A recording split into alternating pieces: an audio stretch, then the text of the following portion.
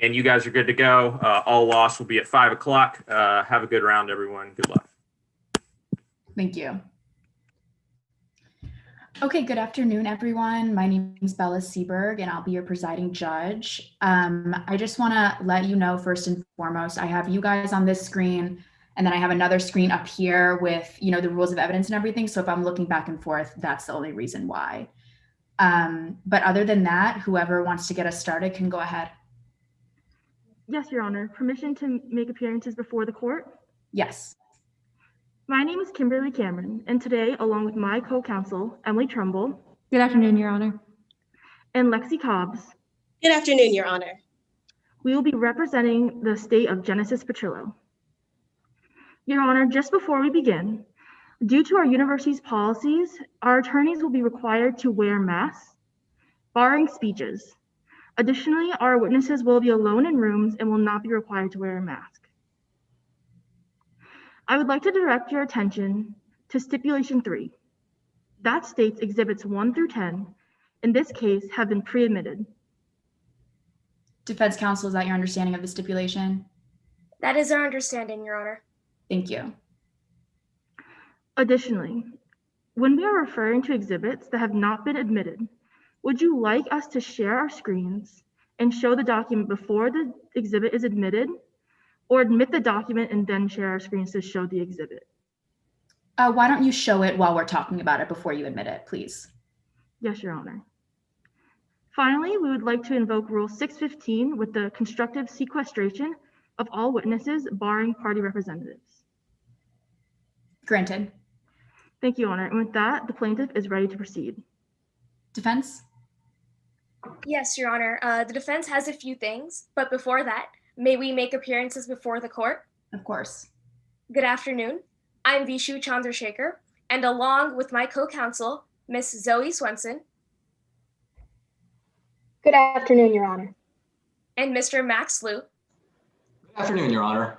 Represent the defendant in today's case, Miss Harper Martini. Good afternoon, Your Honor. Your Honor, in this trial, the defense does intend to offer character evidence. We've submitted a form that states that the defense is offering character evidence against Angel Rodriguez to the trait of truthfulness. Opposing counsel has both seen and signed this form.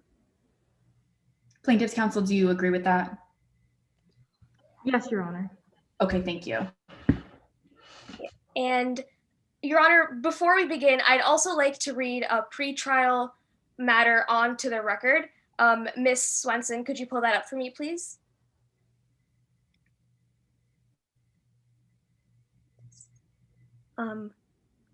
So I'd like to read number 1, a summary judgment. The motion is decided as followed. Peony Estates has established that Peony Estates did not violate Section 12100 of the Midlands Building Code. Accordingly, plaintiff's second cause of action for negligence per se against Peony Estates is dismissed, and Peony Estates is dismissed as defendant. Then just a little further down, the parties are admonished that evidence at trial is limited to the battery claim, and any evidence that is solely relevant to the negligence per se claim will be excluded. You can take that down, Ms. Swenson. Thank you. Plaintiff, do you have anything to add on that pretrial order? No, Your Honor. It's our understanding as well. Thank you. And finally, Your Honor, due to the digital nature of today's trial, we ask that you let us know at any point if you can't hear or see us properly. Of course, and you do the same for me as well. Yes, Your Honor. And with that, the defense is ready to proceed. Okay, plaintiff opening.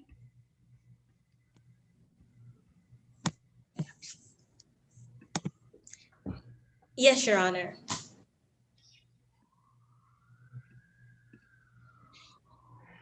She picked her poison. Once there was an evil queen who loved only one thing in the entire world, her daughter. Casey had always been the princess of the castle, and the evil queen couldn't bear to be parted with her.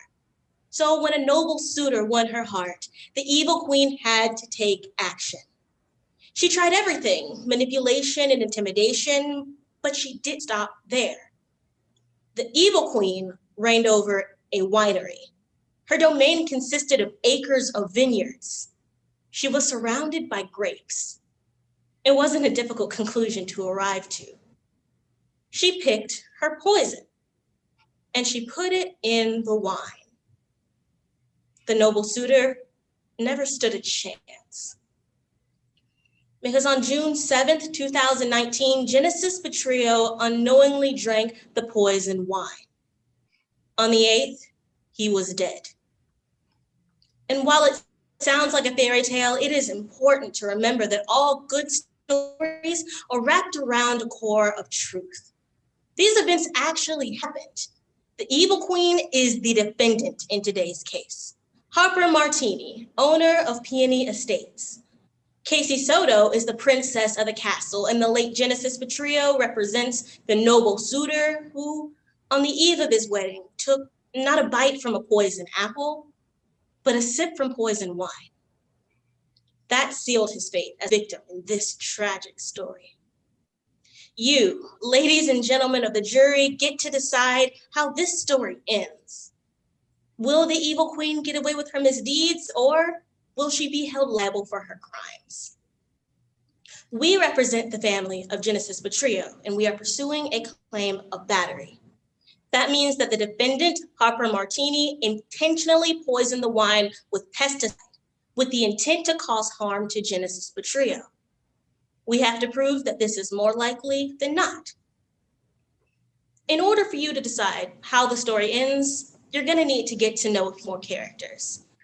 First, you're going to hear from Riley Adkins O'Keefe, the inspector, who will tell you just how easily the defendant got her hands on her choice of poison, pesticide. Mr. Adkins inspected the defendant's winery multiple times over the months and years leading up to Genesis' death. From Mr. Adkins, you'll learn that the defendant had plenty of access to pesticides and knew just how dangerous that they could be to humans. Pesticides are a deadly poison. Second, you'll meet Dr. Kwan, a doctor working in the emergency room where Genesis was rushed after ingesting the poison. The doctor will explain to you how the poison coursed its way through Genesis' system and tell you about the symptoms Mr. Petrillo was exhibiting. She'll tell you how it only led to one conclusion. Genesis Petrillo was poisoned. And she'll tell you that that poison was a pesticide. And finally, you'll meet Sam Arnold, the caterer who was working the night of Genesis and Casey's rehearsal dinner. You'll learn from this caterer that there were pesticides at Peony Estates, the defendant's own winery. She'll also explain the defendant was alone in the kitchen, alone with both the pesticide and the wine. Ms. Arnold will also recount how the defendant gifted the poisoned bottle of wine to her victim. Members of the jury, I have told you a fairy tale. Yes, it includes all the elements of your very favorite bedtime stories. You grew up confident that the dragon would be slain, the troll under the bridge outsmarted, and the evil queen dethroned. But today, you get to help write the final chapter in this story. There will be no true love's kiss to wake up Genesis Petrillo from his slumber. All we can do is make sure that the defendant is held accountable for his death and that justice is served. That's up to you. All we ask you to do is follow the story. Harper Martini, the evil queen, picked her poison. She used a pesticide to bring about the death of her daughter's fiance. Now it's time for you to pick your poison. Find the defendant liable.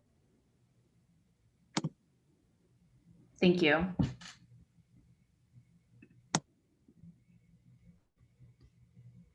Opening for the defense. Yes, Your Honor. May I proceed? You may. They'll tell you the tragedy, but ignore the truth.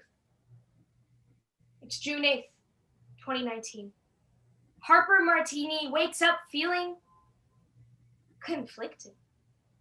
Her only child, Casey Soto, is marrying Genesis Petrillo, someone Harper doesn't always get along with. But Harper knows that Genesis makes Casey so happy. So she puts aside her feelings and goes down to Genesis's room to make amends one more time. Genesis isn't there. No one knows where Genesis is. No one except Angel Rodriguez, a member of the wedding party who announces at 9 a.m. that Genesis is in a coma. Harper holds down the fort while Casey rushes to the hospital. But it's too late. Genesis is dead. Now the plaintiff just got up here and told you about a mother who didn't approve of her daughter's fiance. And that's true. They told you that Harper and Genesis fought, and that's true too. Then they told you that Harper was so angry at Genesis that she would throw away the only family relation she had left by poisoning Casey's fiance the night before her wedding. And that would be some tragedy, all right, but it's not the truth. You'll hear from Blair Osborne, the wedding planner, that Harper actually tried to make amends with Genesis by gifting Genesis a bottle of Harper's newest wine, the Cara. You'll hear from Dr. Cannon, a forensic pathologist, that there is no medical or scientific evidence that ties Harper Martini to this poisoning. And Harper Martini is going to take that stand and tell you that she didn't poison Genesis. And that's important. Because in today's case, the plaintiff is charging Harper Martini with battery. They have to prove to you by a preponderance of the evidence that it's more likely than not that Harper intended to harm Genesis by poisoning the wine, and that Genesis died as a result of drinking that wine. But they won't be able to meet their burden, because you'll hear that the evidence, the witnesses, the truth doesn't just point away from Harper. It points toward Angel Rodriguez. Because Angel Rodriguez loved Genesis. Because Angel Rodriguez was running out of time. Because Angel Rodriguez knew that that rehearsal dinner was her last chance to confess her love. So just before the dinner, Angel pulled Genesis aside, took a deep breath, and confessed her feelings to her best friend. But when Genesis rejected her, when Angel was filled with hate and sorrow and heartbreak, she made a decision. You'll hear today that Angel sat right next to Genesis the entire dinner, close enough to slip something into his drink without anybody noticing. And after the dinner, when Angel saw Genesis being violently ill like never before, she didn't call 911 till his heart stopped beating. And even at the hospital, Angel didn't call Casey or Harper or the wedding planner to tell them that Genesis was sick. And when she finally told Casey at 9 a.m., she said that Genesis was in a coma due to pesticides. Before the doctor told anybody that Genesis had pesticide poisoning. Members of the jury, we're here today because somebody died. And we're all trying to find out what happened. So you need to know the whole story. So what the plaintiff leaves out of their case matters. What Angel will tell you matters. What Angel left in that wine matters. Because if you look a little closer, not just at the fairy tale the plaintiff's going to tell you, but about everything they leave out of their tragedy, that's where you'll find the truth. That Angel Rodriguez, not Harper, poisoned Genesis. And that's why, at the end of today's trial, my co-counsel, Zoe Swenson, is going to come up here and ask you to find Harper Martini not liable. Thank you.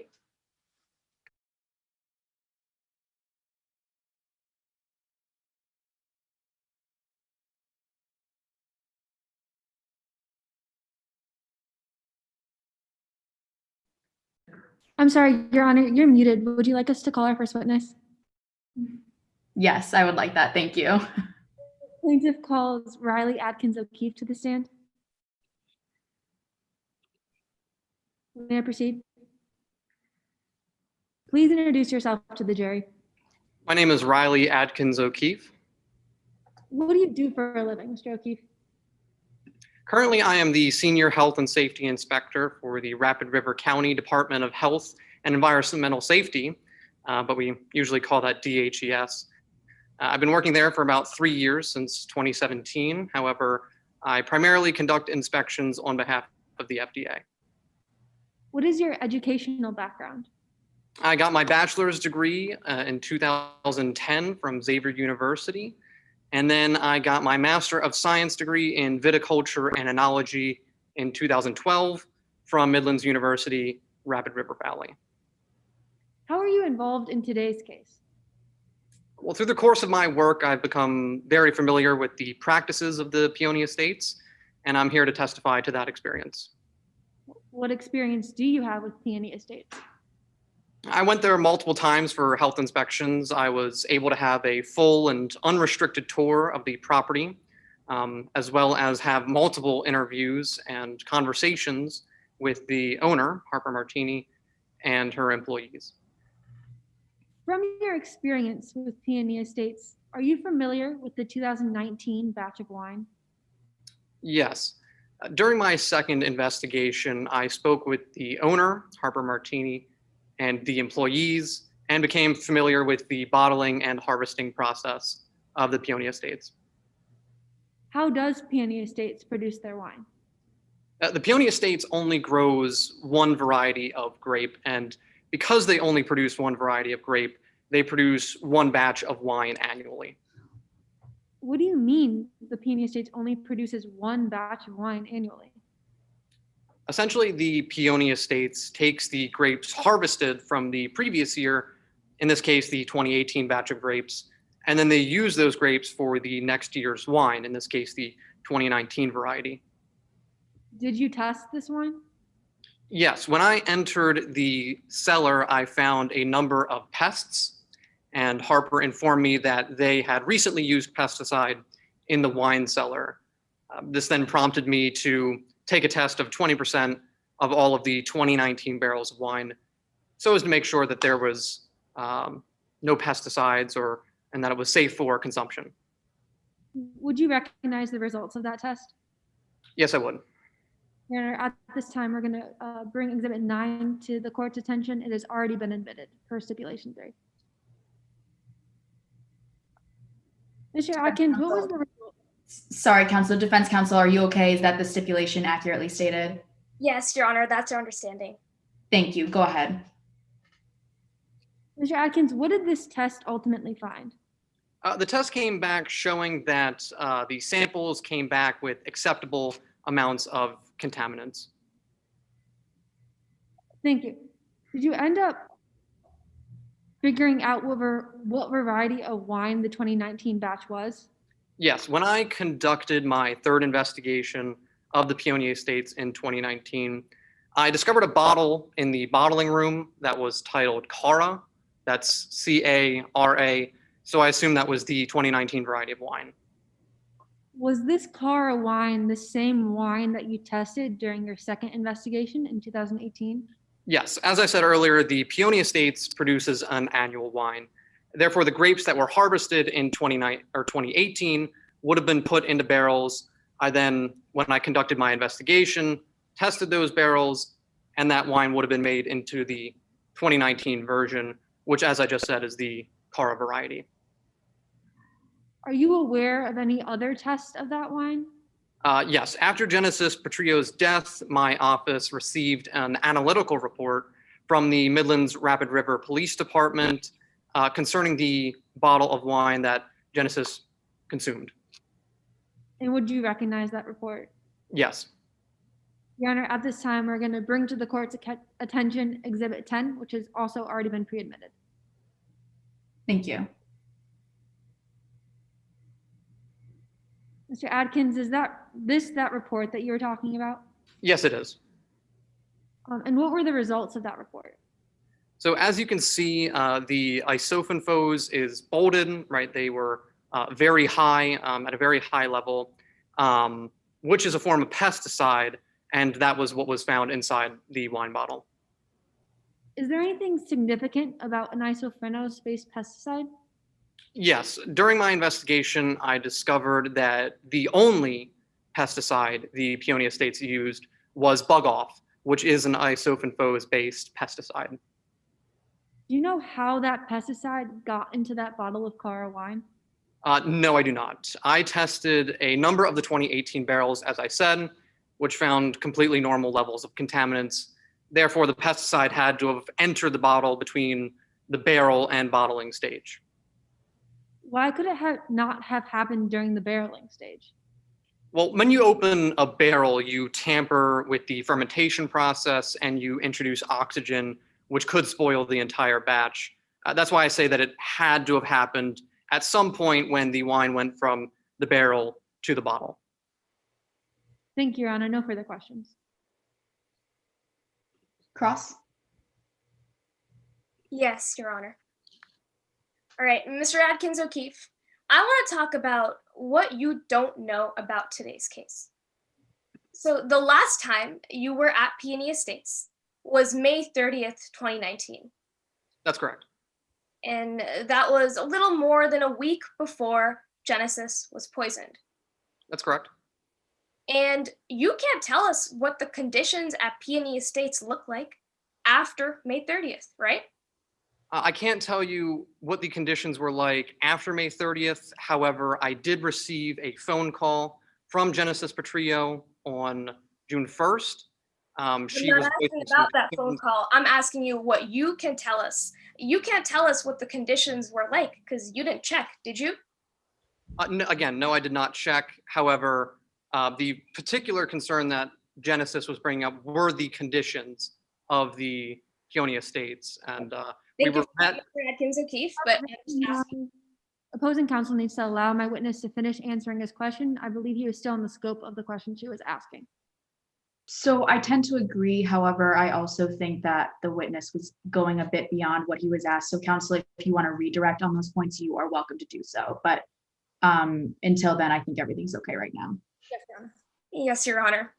All right, Mr. Adkins O'Keefe, you know that there were 2 bottles of Cara wine that existed, right? Well, on my third investigation, I saw the Cara wine bottle in the bottling area. However, when I went on my subsequent visit, I thought that bottle would have been thrown out because the pesticides were found to be right next to that bottle. However, it was in the same exact place. It was the same exact bottle. So I was told that it was different, but it seemed suspicious. Exactly. You were told that there were 2 different bottles of Cara wine, right? I was told that, but again, I had my suspicions. Yes. Okay. Ms. Sorry. Trumbull, I'm sorry. Objection to hearsay. The opposing counsel asked him that he was told something. We don't know who was saying this, so as of now, it's hearsay. Response? Your Honor, the witness just testified that he was told that there were 2 bottles. So I just wanted to make it clear for the members of the jury that this is what he was saying. I tend to agree. Your witness kind of opened the door on that one, so she can clarify. But to the extent that it goes beyond clarification, I won't allow it. Yes, Your Honor. Yes, Your Honor. Now, Mr. Adkins O'Keefe, you don't know exactly when the Cara wine that Genesis drank was bottled. I do not know. So you don't know exactly when the pesticides got into that Cara wine, do you? No, but as I said, when I did test the initial batch of wine, there were perfectly fair amounts of contaminants in there, perfectly safe for consumption. However, after the wine bottle did have pesticides in it, so that's why I was able to come to the conclusion that it came in somewhere between them. Exactly. You know that it's somewhere between there, but you don't know exactly when those pesticides got in, right? Not exactly when, no. And Mr. Adkins O'Keefe, you weren't at Peony Estates on June 8th, were you? No, I was not. You don't know what happened that night? I've heard things, but no, I don't know exactly what happened. So you have no idea if Angel Rodriguez poisoned that wine? No, I don't. No further questions, Your Honor. Thank you. Any redirect? Briefly, Your Honor. Go ahead. Mr. Atkins, you said that there's no way that this could have happened, the poisoning could have happened during the barreling process, and that it must have happened sometime in the bottling process. Isn't that correct? That's right. When I conducted my test of the 20% of the 2019 batch barrels, the contaminants were perfectly fine, safe for consumption, and that's what I was there to do. And then the actual wine bottle, which was found on the day in question, there were a significantly higher amount of pesticides in there. Therefore, it had to have gotten in there some way. So when you ran your test, had they begun the bottling process yet? No, they had not. So were there any bottled bottles of the Cara wine when you ran your test?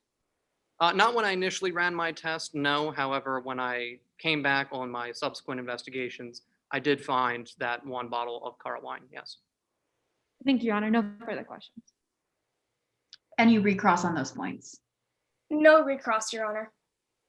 Okay, thank you. Just give us 1 second, judges, to figure out the ballots, but you can get set up for your second witness.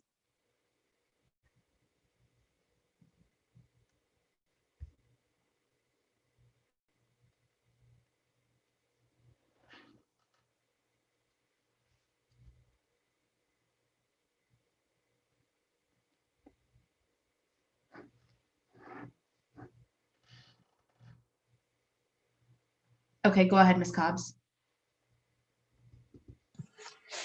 Yes, Your Honor. We call Dr. Jimin Kwan to the stand.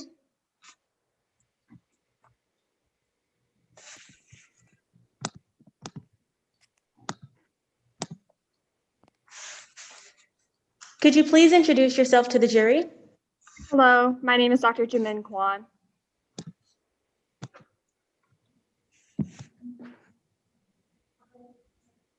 I can't hear you. My name is Dr. Jimin Kwan. Is that any better? Okay. What do you do, Dr. Kwan? I'm currently the chief emergency physician at River Valley Hospital in Midlands. Could you tell us a little bit about your educational background? Certainly, I received my bachelor's in biology from Georgia Tech in 1993. I then went to receive my MD from UNC Chapel Hill in 1997. Then following that, I went back to my home state of Georgia to Emory University Hospital, where I completed my residency in emergency medicine in 2001. And then I stayed there to do a fellowship in toxicology, in which I finished in 2003.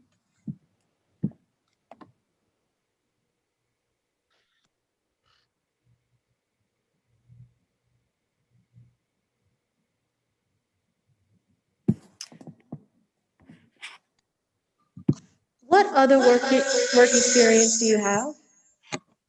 Well, after my fellowship finished, I moved to Midlands in 2003, where I began working as an ER physician at Midlands St. Joseph Hospital until 2008.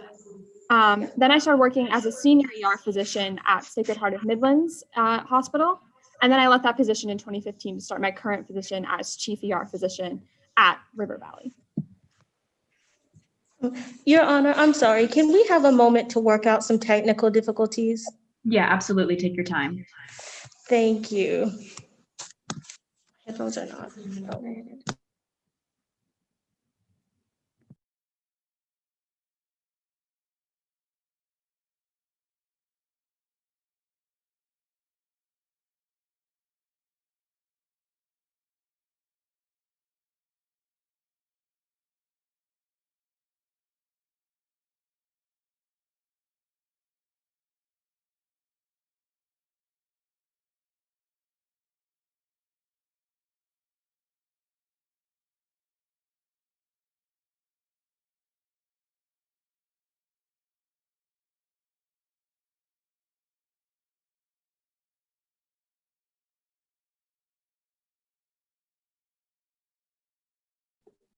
Start video here.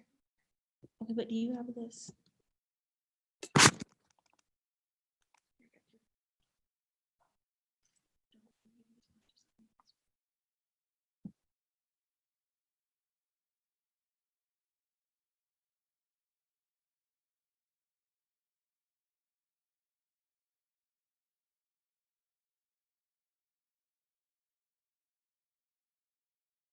And turn your volume up. So this one, you're just looking here, and then you'll have your, okay, so this one.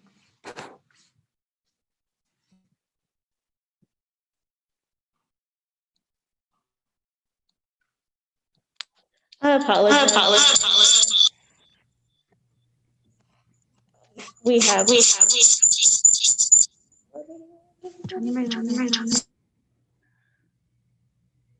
There you go. Keep that on mute. No, keep it on mute. Okay.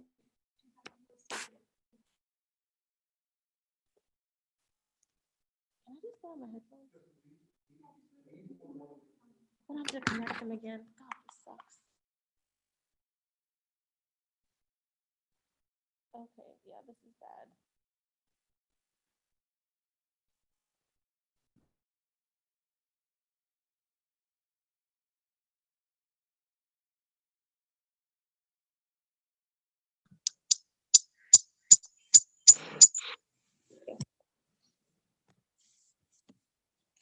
I apologize, Your Honor. I think my headphones are going to be the best option here.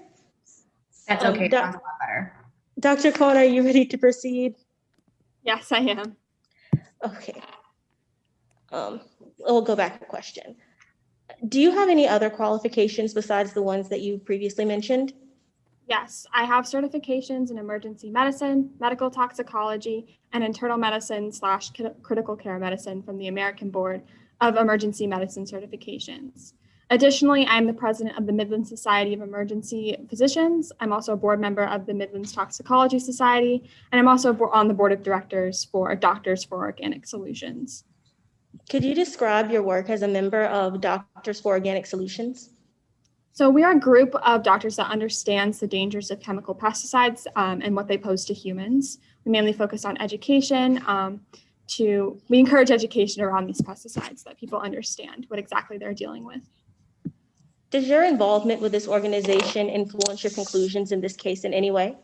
Absolutely not. I always keep my diagnosis process as well as my conclusion-making process completely objective and to my knowledge in the field. So, doctor, how are you involved in today's case? I was Genesis Petrillo's treating physician when she came into the ER on June 8th, or the morning of June 8th, 2019. Were you able to make a conclusion about Genesis's case? Yes, I was. And what method did you use to come to your diagnosis?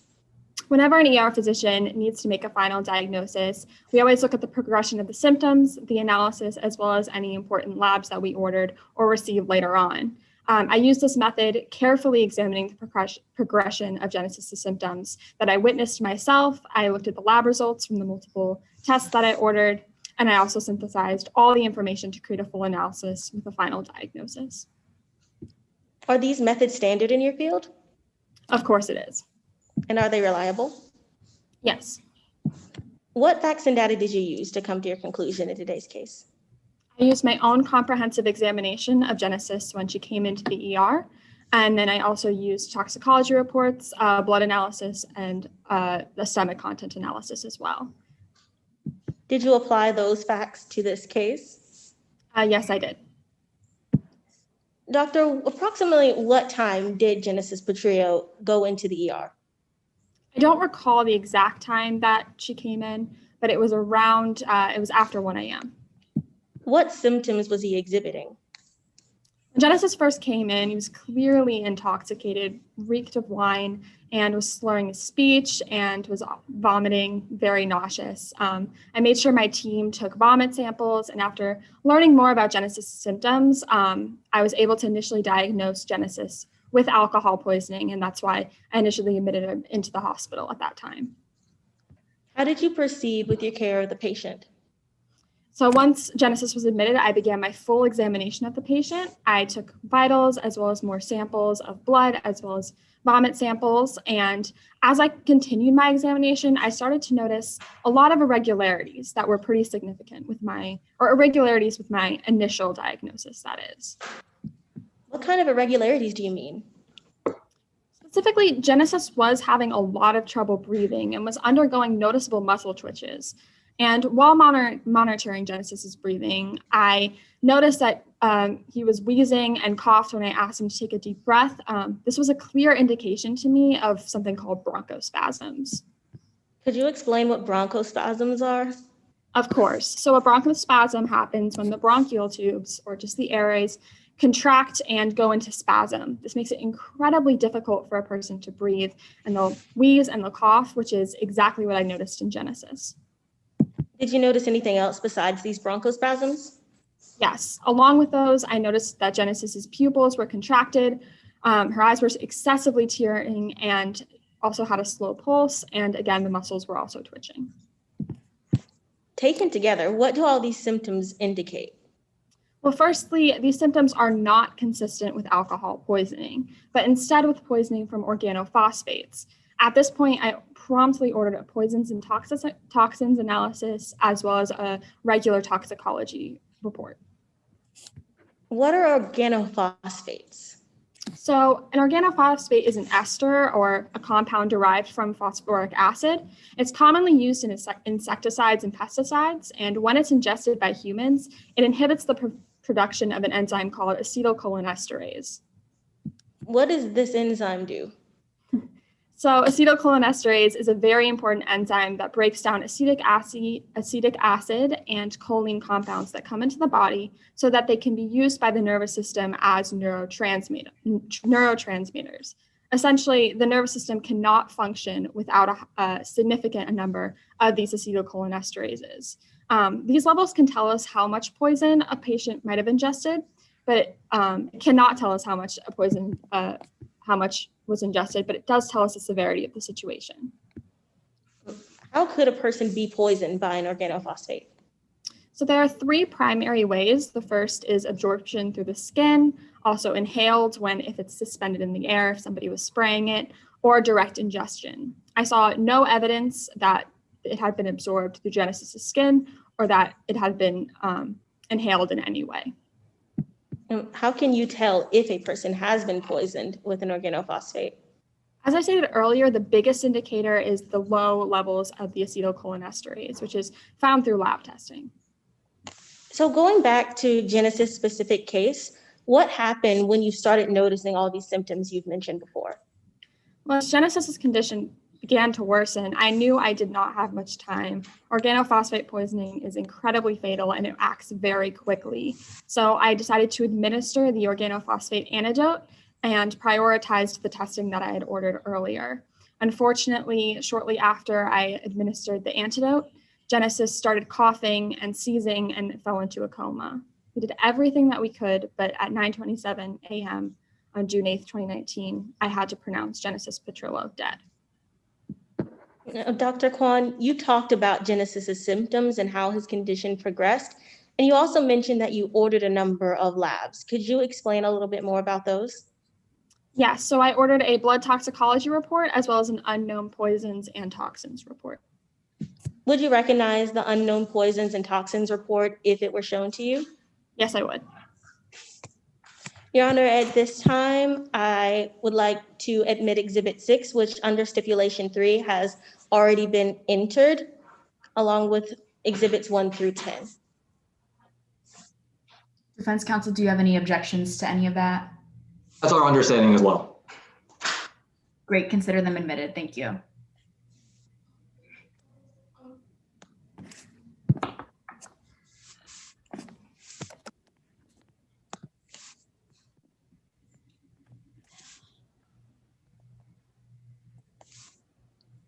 If you would just give us a moment, we will have it. There we go.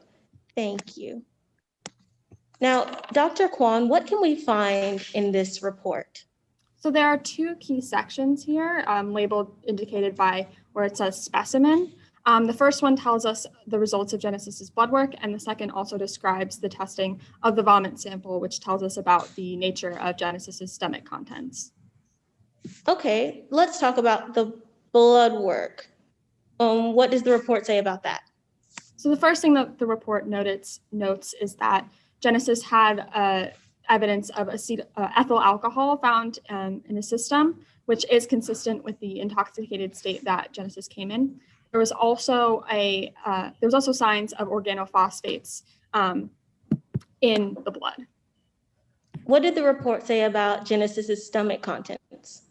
So this report corroborated both the alcohol and the organophosphates. It also additionally said that Genesis had been drinking wine that evening. And my analyst found out that there was no evidence that any of the other food contents had tested positive for organophosphate poisoning, but the wine had. You mentioned that there was wine in her system. Could you say anything else about that? Yes. So at this point, it was clear to me that Genesis had been drinking wine. And then a few days after Genesis died, I was provided with a report done on a wine bottle. Would you recognize this report if I showed it to you? Yes, I would. Your Honor, at this time, we also move to enter Exhibit 10, which again has already been previously admitted.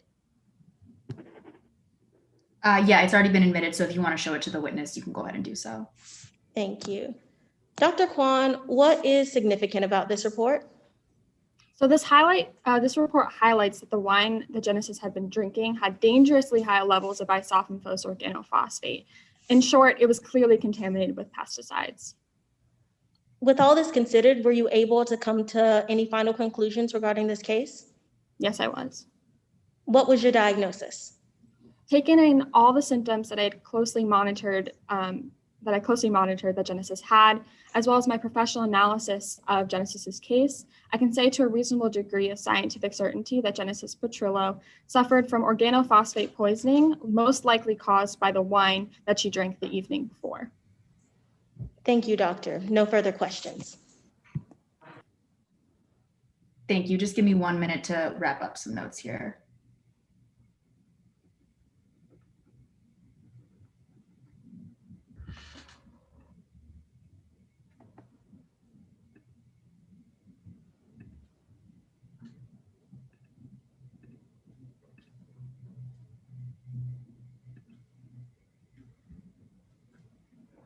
Okay, Cross.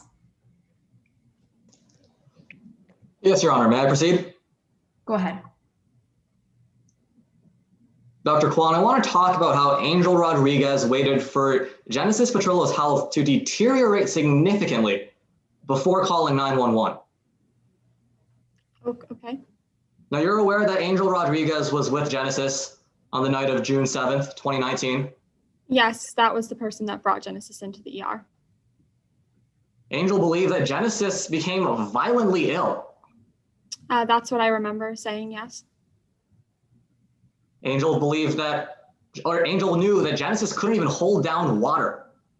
Yes. Your Honor, objection to relevance. Do you want to elaborate on that a little bit?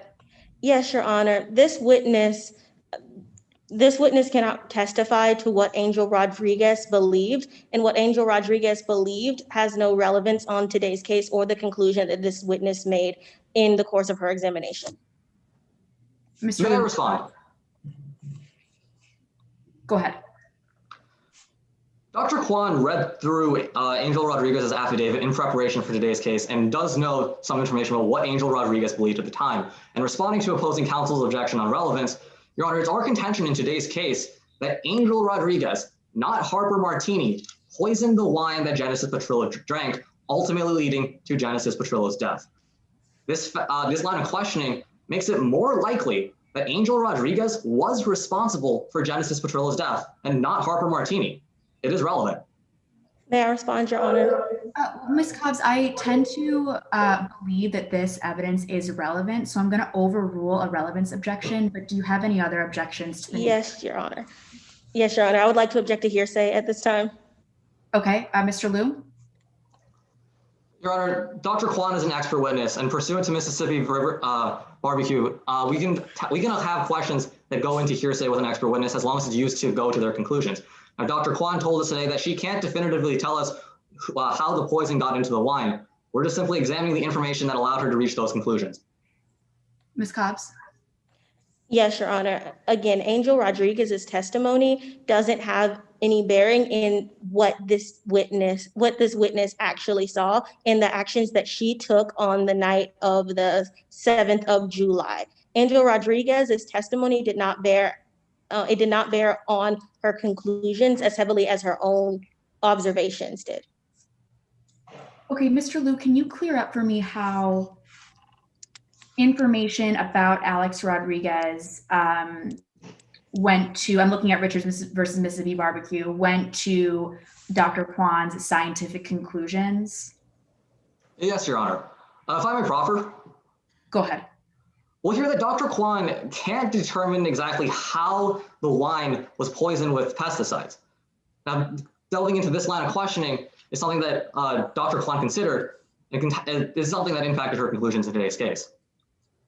Okay, I'm going to sustain the objection for now, but Mr. Liu, you can have the opportunity, you can take the opportunity to ask Dr. Kwan a couple of foundational questions to kind of establish that Richards versus Mississippi Barbecue connection between Rodriguez and her expert conclusions. And then we can, Ms. Cobbs, if you're still unsatisfied, you can object again when he tries to go into Rodriguez's statements again.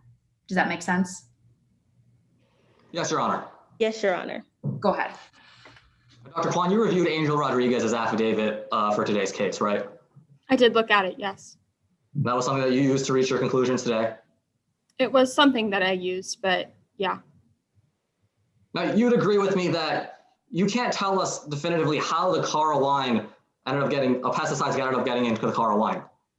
Well, counsel, that's not exactly my job. My job is to say how Genesis died. I don't have any information of how that pesticide might have gotten into the wine. Now, Angel Rodriguez was with Genesis Petrillo on the night of June 7th. That's my understanding, yes. So she would have information about, might have information about how the pesticides might have gotten into the wine. I guess maybe, however, again, that's not a part of my job. My job is to make a diagnosis about Genesis's death, not to say who might have done it or how the pesticide might have gotten in there. All I can tell you is that there was pesticide there, and that's what killed Genesis. Well, you're aware that Angel believed that Genesis couldn't hold down water that night. Yes, I'm familiar with that. And then the paramedics were called at around 1 a.m., right? A little before that, yes, around 12:42, I believe. And when the paramedics arrived, they had to perform CPR. That is my understanding. Now, that means that Genesis Petrillo's heart stopped beating. Yes. Now, Dr. Kwan, I want to talk about your confidence about pesticides caused Genesis Petrillo's death. Okay. Now, as you told us on direct examination, Genesis Petrillo's symptoms were consistent with organophosphate poisoning. Yes, they were. She had a number of symptoms that were different from my initial diagnosis of alcohol poisoning and were heavily pointed towards organophosphate poisoning. And as you mentioned, your analyses showed that the wine in Miss Petrillo's stomach contained organophosphates as well. Yes, that was the result of the unknown poisons and toxins analysis, yes. And you also learned that Genesis had low levels of acetylcholinesterase. Correct. Now, for simplicity, let's just refer to acetylcholinesterase as ACHE. Okay, yeah, that works. Now, low levels of ACHE are strongly correlated with organophosphate poisoning. They absolutely are, yes. In fact, that correlation is so strong that low levels of ACHE are used to conclusively diagnose organophosphate poisoning. Yes, that's true. Now, with all of this information, you believe that Genesis Petrillo died of organophosphate poisoning. That's my conclusion, yes. You reached that conclusion to a reasonable degree of scientific certainty. Correct. Dr. Kwan, I'm looking for a number here. On a scale from 0 to 100, how confident are you in that conclusion? I'm not sure if I can quantify this. That's not exactly how a reasonable degree of scientific certainty works. I actually believe it might be a little inappropriate to quantify this. I can tell you to my expertise that this is what I believe to be the most likely conclusion and the most likely cause of Genesis's death. And Dr. Kwan, are you going to tell us here today that you're not confident in your conclusions? I am absolutely confident in my conclusions. I just don't think it's appropriate in this setting to quantify it. That is not how it works in the medical field. All right, I want to contrast your confidence that organophosphates caused Genesis Petrillo's death with the fact that you have no idea how the pesticides got there in the first place. Now, Genesis Petrillo's symptoms can't tell you how the pesticides got in the wine. No, they can't. But again, counsel, that's not my job to tell you how the pesticides got in there.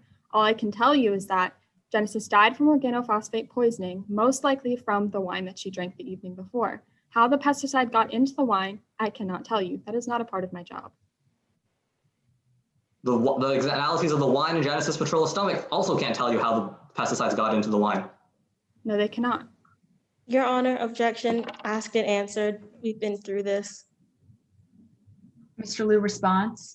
Your Honor, this has not been asked and it hasn't been answered. We're going through specific things that led to Genesis Petrola's the diagnosis. We're running through them one by one to establish an important fact in today's case. The fact that Dr. Kwan cannot conclude how the wine was contaminated with pesticides. This hasn't been asked and answered. Overruled. Go ahead. The wine in Genesis Petrola's stomach, it doesn't tell you how the pesticides got into the wine. Again, it does not. The low levels of ACHE don't tell you how the pesticides got in the wine. They do not. And you can't tell us today how the pesticides ended up in the Cara wine. I cannot, because again, that is not my job. It's not in my level of expertise to do that. Again, I can tell you one last time that Genesis died from organophosphate poisoning, most likely caused from the wine that she drank the evening before. That is the scope of my conclusion. That's the scope of my diagnosis. And that's what I'll say in today's case. Thank you, Dr. Kwan. My questions call for a simple yes or no. And you also can't tell us whether Harper Martini poisoned the wine. I have no idea. That's not in my, I don't know. And you can't tell us whether Angel Rodriguez poisoned the wine. Again, it's not my place to say, and I'm not familiar with this, no. Thank you, Dr. Kwan. Nothing further. Any redirect? No, Your Honor. All I ask is that this witness be allowed to step down. Of course. And plaintiff, you can set up your third witness, but again, just give us a moment to finish up the scoring here.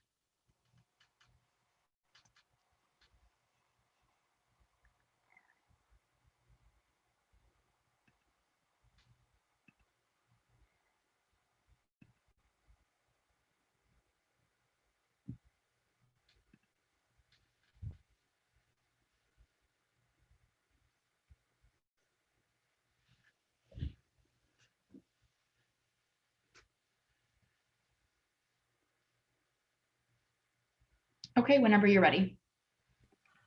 Yes, the plaintiff calls Sam Arnold. Could you please introduce yourself? Hi, my name is Sam Arnold. What do you do for a living? I'm the head chef and owner of Sam's Kitchen. Did you ever cater an event at Peony Estates? Oh, yes, ma'am, all the time. I actually get most of my business through Harper, the owner. What was the last event you catered at Peony Estates? Well, that would have had to been the rehearsal dinner for Miss H's daughter's wedding. Do you know the relationship between the defendant and Genesis was like? Oh, yeah, they did not get along, to say the very least. What makes you say that they didn't get along? Well, you see, while we were planning for the wedding events, Miss H talked a lot about how Genesis was selfish and immature, and she was getting all red in the face. We talked a little longer, and as I left to set up for my event that day, she slammed this big bowl down on the counter and shouted, "Anyone but Genesis, literally anyone." Did you see Harper the day of the rehearsal dinner? I did. I got there around 11 that day to set up for the big event. I went into the kitchen to get started, but I mean, everything was a mess and Harper was the only one in there. She said she had to have the kitchen all to herself to bottle this special wine she made for Genesis. I mean, I just couldn't believe it. What do you mean you couldn't believe it? Well, Harper had never said anything nice about Genesis before, so I couldn't believe she was going all the way out of her way to make something special for him. Did anything else strike you about this interaction? Oh, yes, ma'am. Harper had this open bottle of pesticides right there next to her on the counter. Do you know what brand of pesticides that was? Yeah, it was a Bug Off. Where was the bottle of Bug Off exactly? Like I said, it was sitting right there on the counter where she was bottling the wine for Genesis. I mean, it's so dangerous. You should never have pesticides in the kitchen. Anyone in the food industry should know that. Did you ask her what the pesticides were for? Yeah, she said the pesticides were there to kill pests like Genesis. And do you know what the bottle of wine was for? Yeah, It was for Genesis. Harper said it was supposed to be some special present just for him. What did Harper do with this bottle of wine? Well, once she was done bottling, she gave it straight to me because I was supposed to present him with it that evening. While I was in the kitchen still preparing food, she handed it to me. Did you ever see anyone else touch this bottle? No, ma'am. I held on to it for the entire time I was in the kitchen, and no one else touched it. I mean, I am so scatterbrained sometimes. I just wanted to make sure it was always in eyesight so I wouldn't forget to hand it off. Did you see anyone else drink from this bottle? No, Harper really emphasized in her big speech that the wine bottle was just for Genesis and that absolutely no one else should have it and that Genesis should wait until he was alone to have some. And I didn't see anyone drink from the bottle that night. Thank you. I have no further questions. Cross-examination, Your Honor. Go ahead. All right, Ms. Arnold, I just want to make some things very clear for the jury. I want to start by talking about what you did and didn't see Harper Martini do with that can of pesticides. Now, you just told us that you saw a can of pesticides on that kitchen counter at Peony Estates, right? That's correct. That canister wasn't opened. It was sitting right there next to it. Miss Arnold, that wasn't the question that I asked you. Was that canister of pesticides was not opened? Isn't that correct? I can't be sure. Oh, Miss Rodriguez, you didn't say that can of pesticides was open, isn't that right? Like I said, I can't be sure. I think it might have been, but I don't know for sure. Miss Rodriguez, Miss Arnold, I'm looking for a yes or a no here. That canister of pesticides was not open. Like I said, I thought it was open, but I can't be sure. Miss Rodriguez, Miss Arnold, I need a yes or a no. That Objection. can of pesticides wasn't Objection open. asked and answered. I agree. She said she doesn't know. So if that is against perhaps something that she might have said in her affidavit, then I think that you should go forward. So sustained. Miss Arnold, you remember preparing an affidavit for today's case? Yes, ma'am, I do. And you'd recognize a copy of that affidavit if you were shown it today? Yes, I would. Mr. Liu, could you please pull up Miss Arnold's affidavit?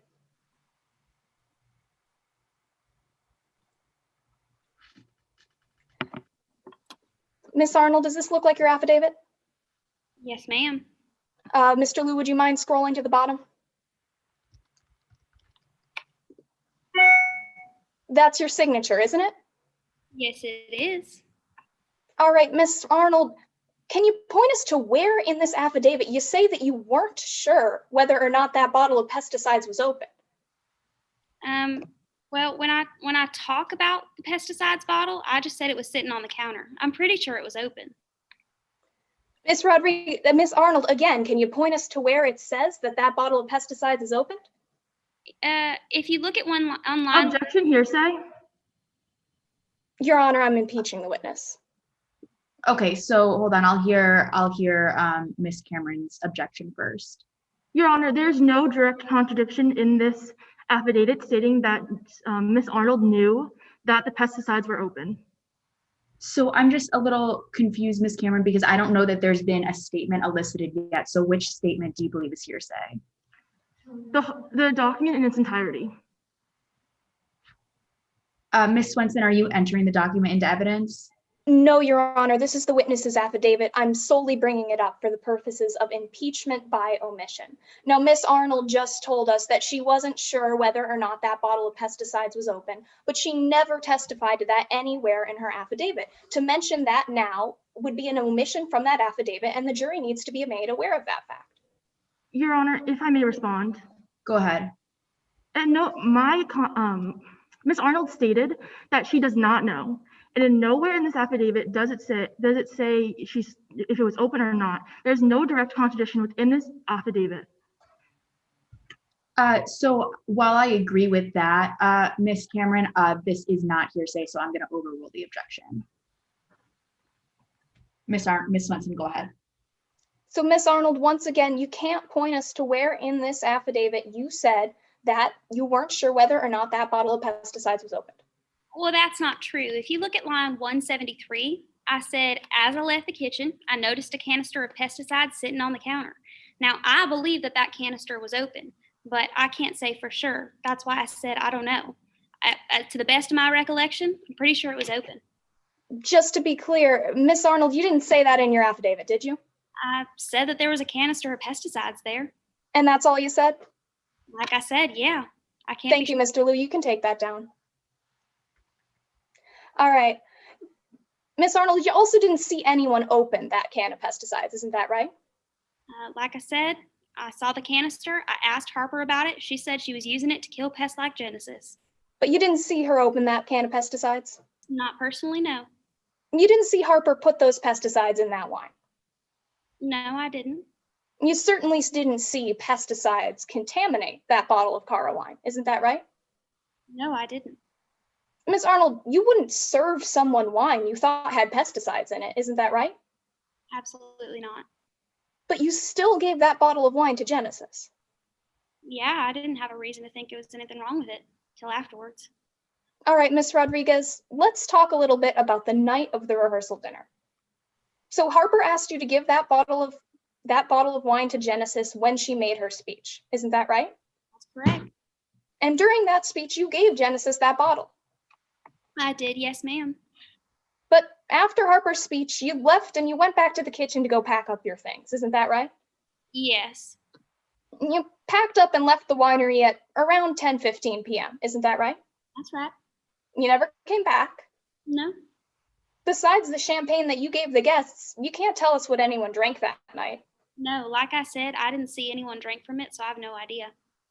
Exactly. You couldn't even tell us if Genesis drank from that bottle of wine. I have no idea.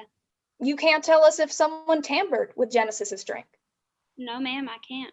And you certainly can't tell us if that person was Angel Rodriguez. I would have no idea. Thank you, Miss Arnold. Nothing further. Any redirect? No redirect, Your Honor. I just asked that my witness be allowed to step down. Sure. Thank you.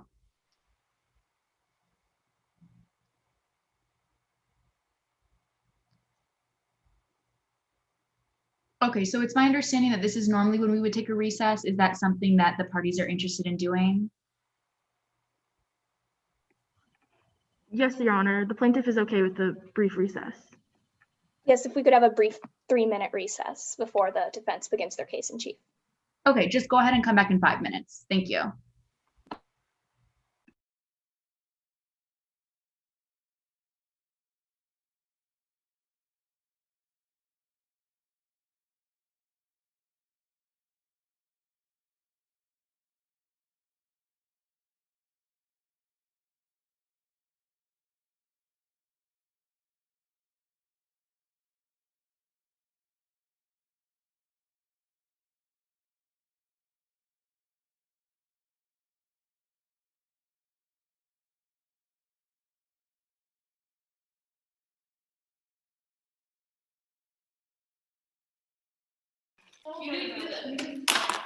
That was a 2 minute thing. Oh my.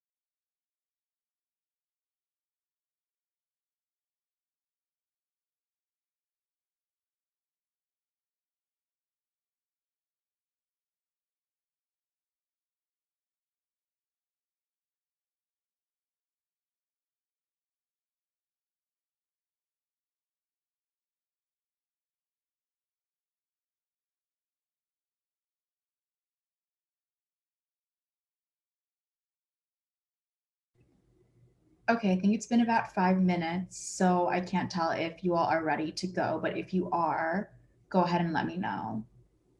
The defense is ready to proceed, Your Honor. Okay, and we'll just give plaintiff another minute. That's okay. The plaintiff is also ready, Your Honor.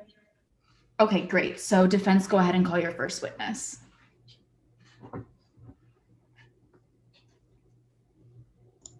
Defense calls Casey Soto.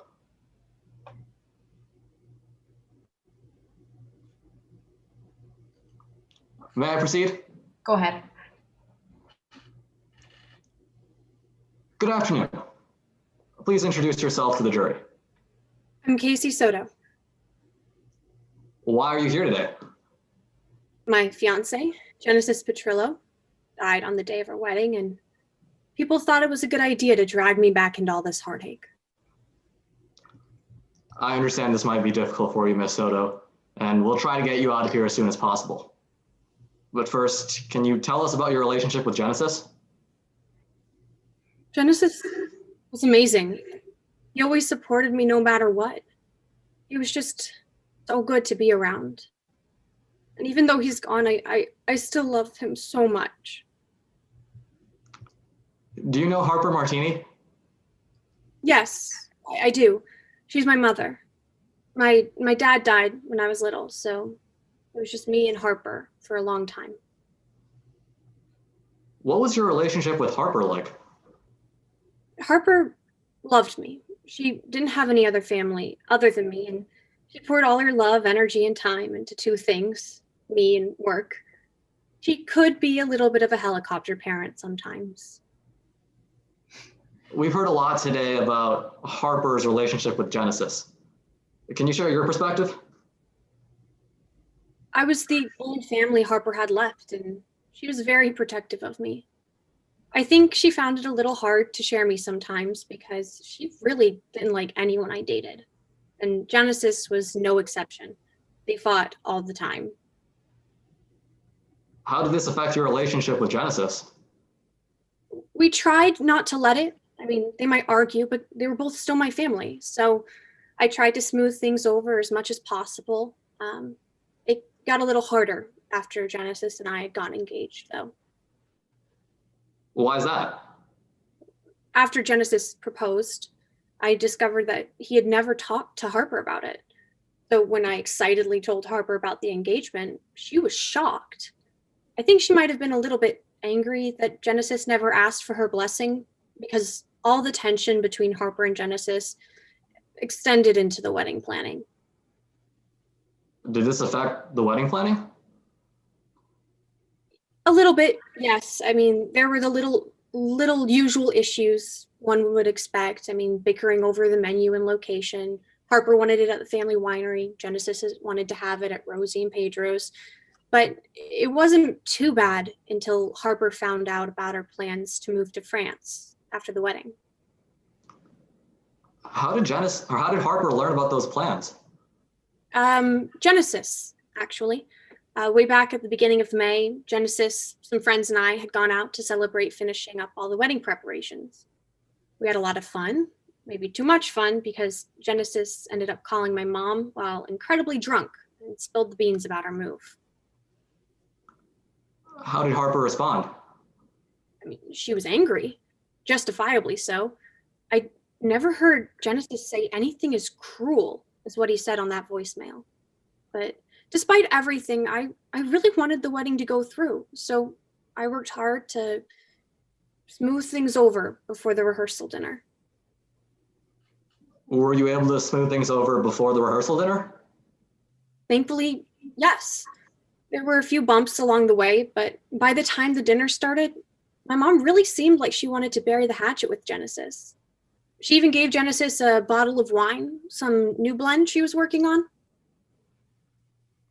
How did Genesis respond? I mean, he was a little confused by the sudden acceptance, but never one to turn down a free bottle of wine. He brought it back to the table and poured a couple glasses. One of the glasses was definitely for Genesis. I'm not sure who the second glass was for. Maybe our friend Angel?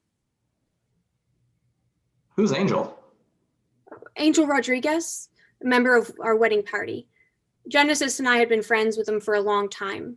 I think Angel was a little closer to Genesis than to me, though. I want to talk a little bit more about the car of wine. Did you see anyone drinking it? No, I went up to bed before Genesis had even taken a sip. I was exhausted from the day. What do you remember about the morning of June 8th, 2019? I started getting ready around 7, and a little after 8 a.m., Angel came running into my suite. She looked a mess, red eyes, still in her clothes from the night before, and I knew that something must be wrong. How'd you respond? Well, I asked Angel what was going on, and Angel told me that Genesis was in a coma or something like that. Honestly, Objection, Your Honor, to hearsay.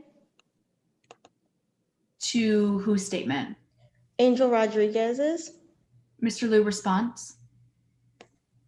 Your Honor, this is an excited utterance, an exception to hearsay under Rule 803. What testimony has been elicited so far to indicate that it's an excited utterance? We've heard that from Ms. Soto that she was shocked and that Angel Rodriguez was shocked when she made those exclamations. Response? Yes, Your Honor. An excited utterance has to be made directly after or during the stress of a stressful event. As Angel Rodriguez had to go from the hospital all the way to the hotel to tell Casey Soto her statements, that means it's not an excited utterance because too much time had passed between the stressful event and the actual statement. May I respond? Sure, go ahead.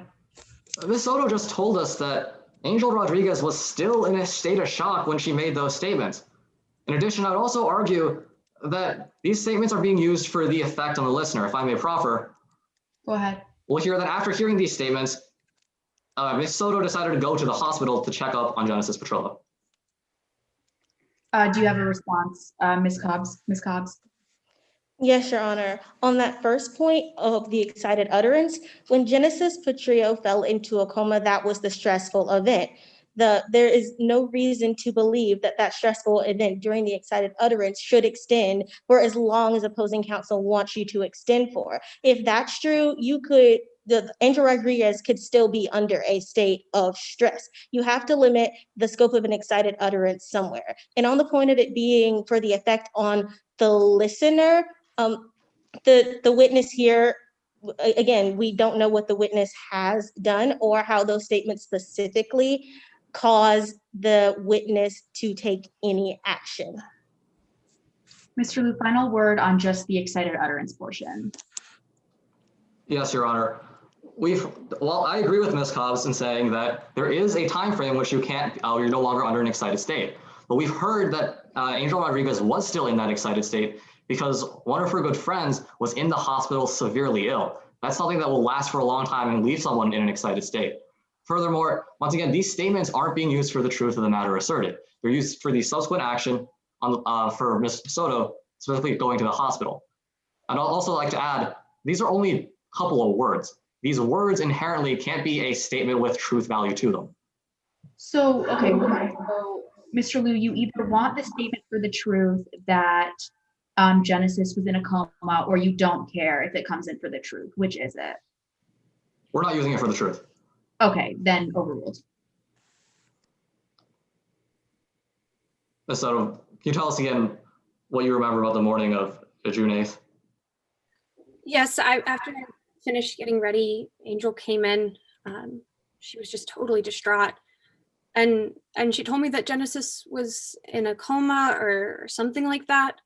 I mean, honestly, the only things I heard were Genesis, coma, and pesticide before I'd rushed out the door, my wedding gown, to get to the hospital. What happened once you got to the hospital? Angel and I made it there at 9:32 a.m. and Genesis died at 9:27. We were too late. 5 minutes too late. I had no idea what to do. I collapsed crying. Thank you, Ms. Soto. Nothing further. Okay, Ms. Cobbs, just one moment, please.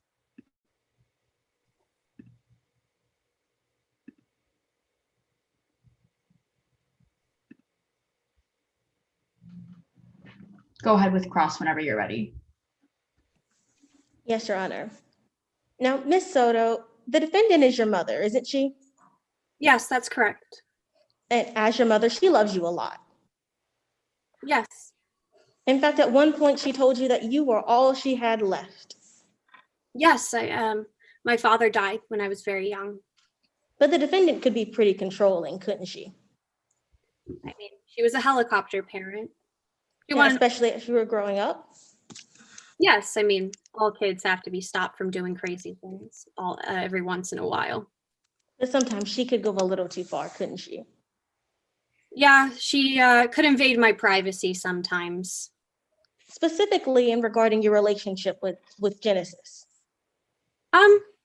I mean, usually when she went too far, it was mainly when she would show up at my dorm room in college, but she was pretty concerned with my relationship with Genesis. Yes, Miss Soto, she did not approve of your relationship, did she? Unfortunately, no.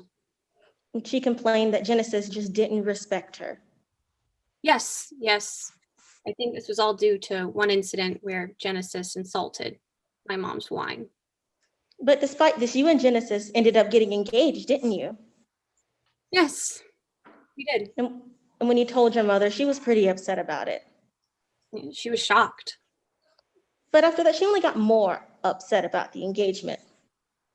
Well, Genesis and my mother really clashed heads throughout the planning process. But specifically, a big argument they got into was when your mother learned that you and Genesis were moving to France. Yes, that's right. I feel like my mom was concerned about me moving so far away. I'd never really been that far from home before. And you chose to move to France because of Genesis. Yes, Genesis had been offered a job in France, and we thought that it would be a wonderful opportunity for the both of us. You've been planning this move for quite some time. Yes, for a couple months we had been, yes. But you weren't the one who told your mother that you were planning on uprooting your life and moving to France. I was not the one who told her, no. It was Genesis, wasn't it? That's correct. We were planning on telling my mom later on, but Genesis sped that up a little bit. But specifically later on was when you were already in France. Well, after the wedding. Now, Ms. Soto, the defendant spoke to you and Genesis after she found out you were moving. That's correct. And she told Genesis that Genesis should reconsider his plans. Yes. My mom really wanted me to stay with her. Yeah, she specifically said that you were going to stay in Midlands. She wanted me to stay close to home. She was really worried about me. She said that you were going to stay in Midlands even if Genesis did move to France. Yes, it was really heat of the moment stuff. Even if Genesis ended up 6 feet under? Yes, I was not happy about that one. After this conversation, Ms. Soto, you told the defendant that you were thinking about not going through with the wedding? I did. There was a lot of drama happening and I wanted my wedding to be perfect. Your mother was ecstatic, wasn't she? Yes. Now let's talk about the night of your rehearsal dinner. You saw Genesis receive the bottle of Cara wine? Yes, I did. And you saw Genesis pour glasses of that wine? Yes, I saw him pour 2 glasses of the wine, I think. That wine that your mother gave to Genesis. Yes. And it was different. Yes. It was different from all the other wines that all the other people in the wedding party had. I'm not entirely sure, but I do know that Genesis received a bottle of Cara. So no one else had a bottle of Cara wine, did they? I'm not sure. But on that day, you ate everything that Genesis ate, didn't you? Well, almost everything, yeah. Except that bottle of wine. Yes, that's true. That next morning, you found out that Genesis had died. Yeah. And Genesis's death was because of pesticides. Yes. Angel told me. And Miss Soto, you don't trust the defendant, do you? I mean, not entirely, no, but these days I don't know who to trust. You don't want to think that your mother would kill your fiance. Of course I don't. You don't want to think that your only parent is some kind of murderer. Yes, and in fact, I can't believe it. No further questions. Any redirect? No, Your Honor, I just asked that Ms. Soto be allowed to step down. Thank you. Again, just give us 1 minute, but you can set up for your next witness. Yes, Your Honor.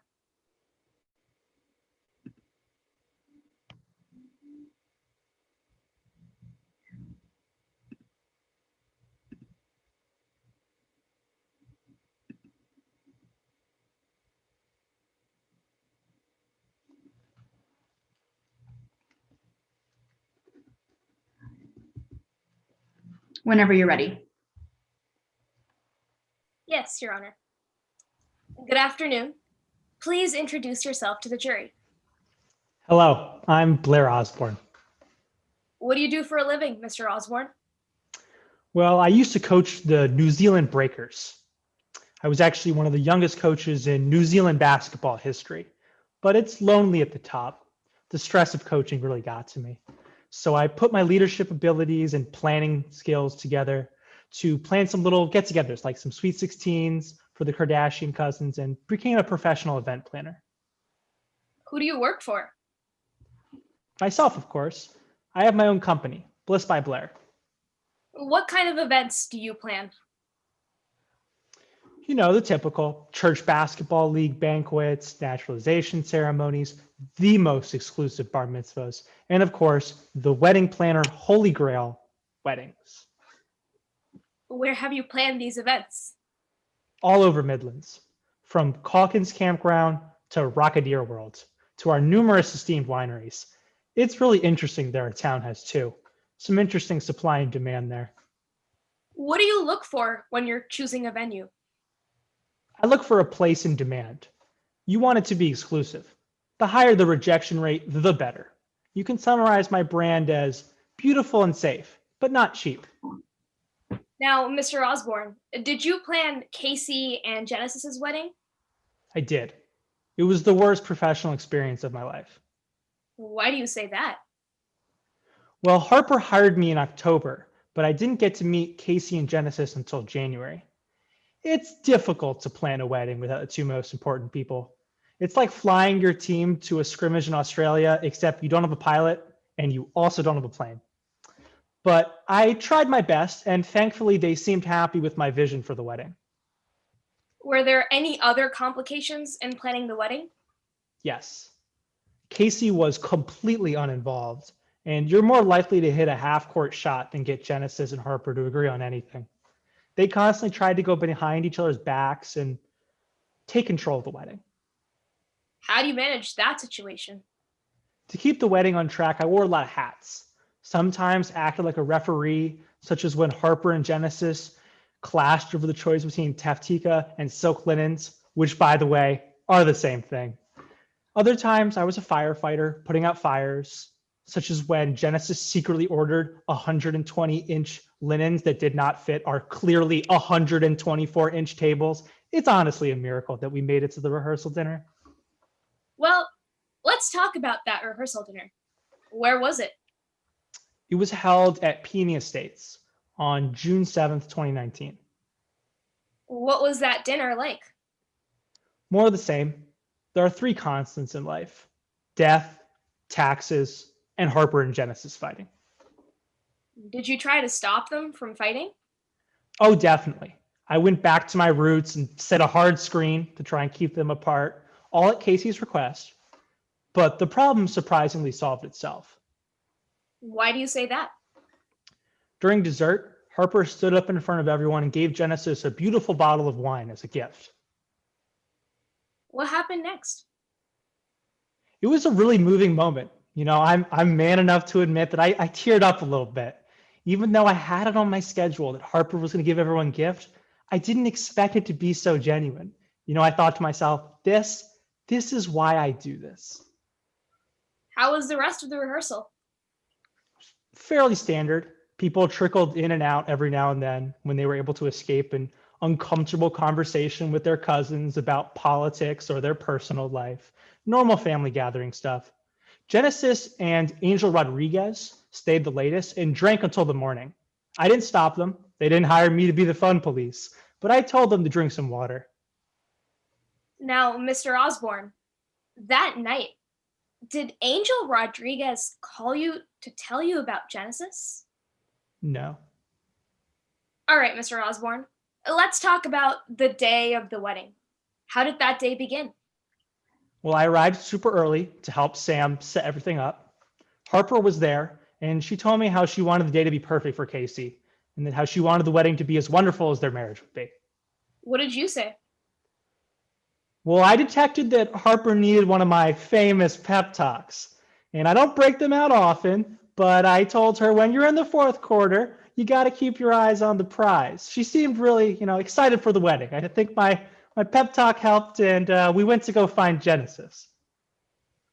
Could you find Genesis? We couldn't find her.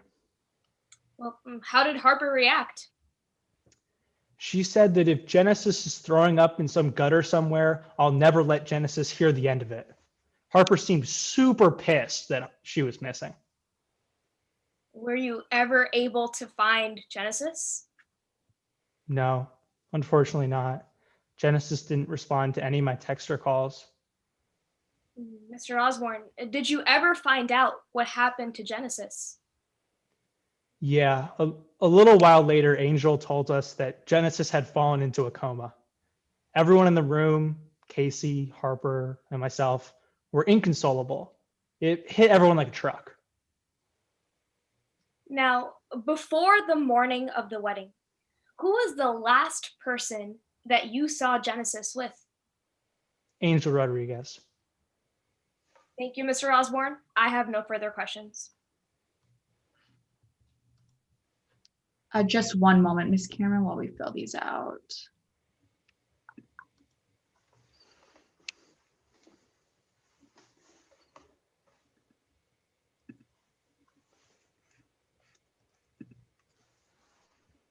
Whenever you're ready.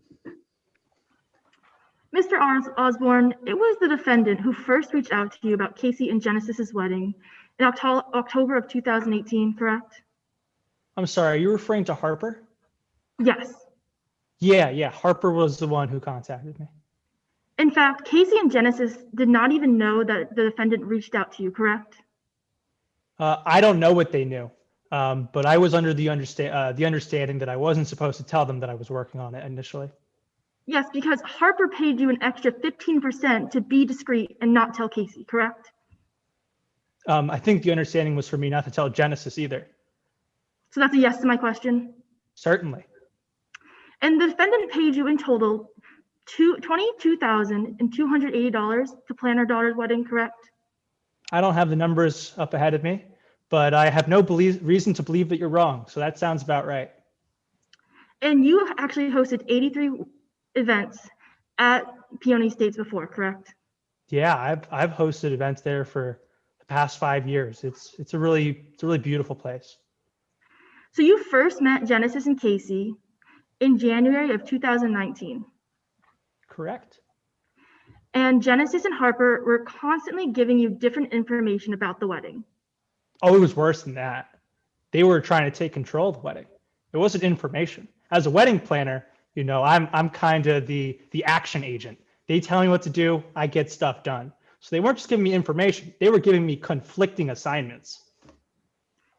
So that's a yes to my question? Certainly. And there was a lot of crying and fighting involved. Yeah, I think that was like the theme of the wedding. And then at one point in May, you met with just Casey and Harper. I believe so. I think that was May 13th. A wedding planner has a good memory. And Harper played a voicemail from Genesis for you and Casey, correct? That's correct. This voicemail was a recording. They had a little party without the wedding planner, a little offended, about, I think the night before. And it was Harper, Casey, Genesis, and members of the wedding party. So the wedding party was Angel Rodriguez and Thank you, Mr. Osborne. and it was also I think Mr. Osborne, Danny. could you I'm please? sorry. I just need a yes or no to my question. Yes, she played a voicemail. Thank you. And then Harper said, one of these days, Genesis will drink the wrong thing and it will kill Genesis, correct? Yeah, she was referring to Genesis's problem of drinking to excess. During that night before, Genesis drank way too much, and Harper was clearly concerned that Genesis was going to get alcohol poisoning. Thank you, Mr. Osborne. I'd like to move on to the rehearsal dinner, correct? At the rehearsal dinner, Genesis and Harper were still insulting each other. Yeah, I think they were intentionally antagonizing each other. But Harper picked Genesis a special bottle of wine. As a gift. Yes. And Harper said, I got this just for you. Sounds about right. People usually buy gifts just for a certain person. She said, don't open it in front of other people. I want this special bottle to be just for you when you have a private moment to reflect on everything you have ever done. Yeah, that's typical protocol. As I said earlier, I had it on my schedule that everyone's going to give gifts during the toast. And when they give gifts, I want them to also. Mr. Osborne, if you could please keep your responses. Excuse me, can I finish my question, please? Could Do you want me to answer it or not? Okay, Counselor and Mr. Osborne, if you could not talk over each other so much. Miss Cameron, give him the chance to answer his question. Mr. Osborne, if she's asking you to come back to a question, just go back when she stops talking or starts talking. And then if your attorney needs to redirect you on a point, we can handle that when we get there. But the talking over each other has got to stop. Yes, Your Honor. So please, if you could please answer my question. She said, don't open in front of other people. I want this to be a special bottle to be just for you when you have a private moment to reflect on everything you have ever done, correct? Sure. And then you saw Genesis pour this wine. I was pretty far away, but that was what it looked away from, about 40 feet out. And just to be clear, you never saw anyone else handle this wine. No, I didn't. I wasn't really paying attention to that table. And the next day, Genesis had died. I believe that is what unfortunately happened. Thank you. No further questions. Any redirect? No redirect, Your Honor. I just ask that my witness be excused. Okay, thank you. And you can set up for your third witness. Just give me one moment.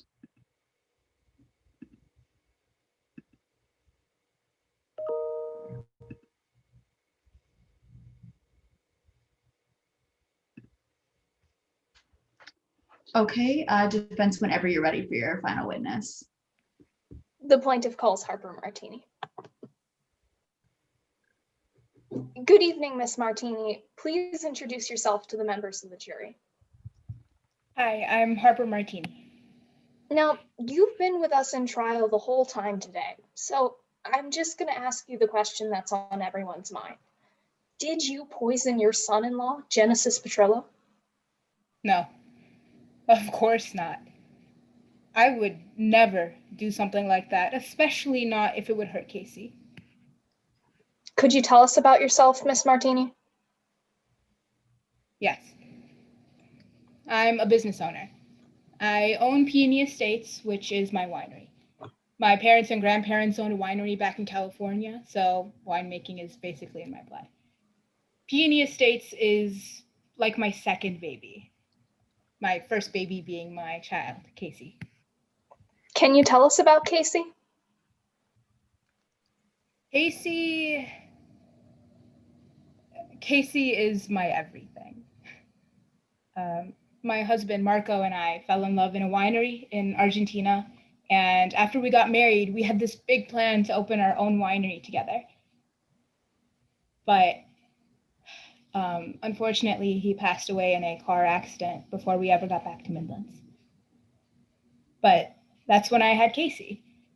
She was a living reminder of my husband, and she had all his best traits too. She's so gentle and sweet, but so creative. So she was my motivation to keep chasing me and my husband's dream. Did you ever make that dream happen? I did. In 2015, all the extra tips and overtime hours finally paid off, and I was able to open Peony Estates and start not just scraping by, but actually providing for Casey. How did you provide for Casey? Well, once the winery took off and became successful, I was able to pay for her college. All I wanted was for her to have the freedom to do whatever she wanted without being worried about money. She did get that freedom, but you know how kids are. She started making some decisions I didn't agree with. What kind of decisions? She started going out with Genesis Petrillo. I'm not really the helicopter parent type, but there were just some red flags with Genesis that really put me on edge. He had a habit of drinking too much. At one point, Casey ended up in the hospital to get her stomach pumped when Genesis kept her out for too long. Well, how did you feel when Genesis and Casey got engaged? I was horrified. I was so worried about what my baby girl's future would look like with someone like Genesis right there. I always took good care of Casey, and I was worried that Genesis wouldn't do the same. Well, we've heard quite a bit in court today about the tension between you and Genesis leading up to that wedding. Could you tell us about that? Well, there was a lot of tension. I was pretty against it at the start, but over time, as Casey told me that she really wanted this to work, I tried to be nicer to Genesis. But every time I let my guard down, he would attack me. What do you mean? Well, there are a lot of instances, but one in particular was when Genesis called me and told me that he planned on taking Casey away to France, and that I would die alone in the winery and that nobody would care. How did that make you feel?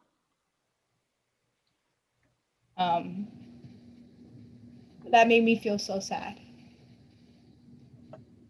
It hurt a lot. But I also think that it helped me realize that if I wanted to preserve my relationship with Casey, then I would have to accept Genesis. So at this point, it became my personal goal to ensure that the wedding went well by any means necessary. All right, now I'd like to talk a little bit about the day of the reception, June 7th. How did that day start for you? Oh, there was a lot going on. I felt like I was all over the place and the only one doing anything to keep it together. Plus, I had to deal with wedding party drama. What do you mean? Well, around 4 p.m., I think I was going to go check on the appetizers in the kitchen when I heard a screaming match from inside. Did you recognize the voices of the people screaming? I did. Can you tell us who that was? Well, one voice was one of the bridesmaids, Angel Rodriguez, and the other was Genesis, actually. What were they saying? Objection, Your Honor. I heard. Go ahead, Ms. Trumbull. This question calls for hearsay. May I respond, Your Honor? Yeah, go ahead. Your Honor, Ms. Martini has already testified that these voices were screaming so loud that she could hear them from outside the kitchen. And may I proffer? Yes. The event that Ms. Martini witnessed is an argument between Genesis and Angel, where Angel confessed her love for him and Genesis Petrillo rejected him. Now, this is a very exciting event, and this is directly the moment that it happened. So it's well within the moment of an excited utterance. Okay, so it's your position that this is hearsay, but it's admissible under 8032. Yes, Your Honor. Okay, Ms. Trumbull, do you have a response to that? Yes, Your Honor. As of now, none of that foundation has been laid. Additionally, this is not significant enough for us to be able to consider it to be an exciting event nor do we know that they were speaking specifically related to that event. None of this foundation has been laid, and even if it was, it's still not an exciting enough event to qualify under 8033.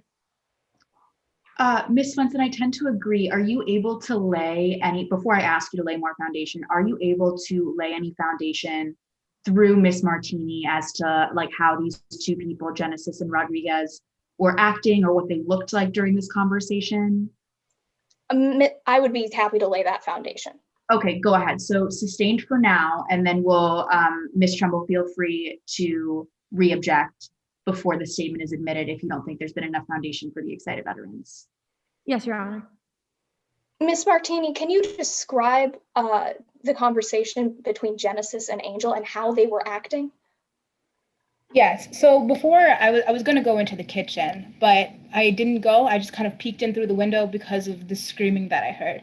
And when I saw Genesis and Angel fighting, they were screaming. Genesis was slamming his hands on the table. Angel was in absolute tears. Their voices were hoarse. It was very intense. Can you tell us what you heard them saying? Yes, I heard Angel yelling at Genesis, saying, "How could you do this to me? I love you." Objection. And then Genesis. This is still hearsay. Okay, go ahead and explain how the excited utterance doesn't fit.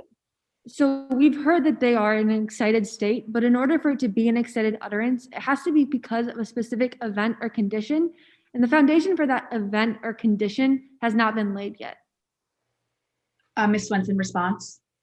Your Honor, we've already clarified that what is happening is Miss Rodriguez confessed her love to Mr. Petrillo and he rejected her. That is absolutely an exciting event, and it's Miss Martini is testifying to witness it. So it's well within that event actually happening. The stress of the event is still on these people and it's still an excited utterance. May I respond, Your Honor? Go ahead. While I agree that Genesis's response to that statement may be an excited utterance, Angel Rodriguez first saying that she loved him is not in a response to an excited event. And for that statement in particular, Angel Rodriguez's statement does not fall under 8033. May I respond, Okay. Your Honor? Yeah, just for the I love Rodriguez saying I love you. Well, Your Honor, that is actually two exceptions to hearsay. I love you is a then existing emotional state, and this is also an excited utterance because Miss Rodriguez has already testified that Angel was weeping, that she was screaming, that she was already in an excited state. Ms. Trumbull, response to I love you being a present sense impression. I believe it wouldn't be a present sense impression, Your Honor. I believe opposing counsel said it was a then existing mental state. I apologize. Go ahead and respond to that. And to that case, I would say that just because Angel Rodriguez is saying that she loves Genesis does not really qualify as a mental state, and therefore is not an exception. Okay, Ms. Swenson, final word, just on the I love you portion.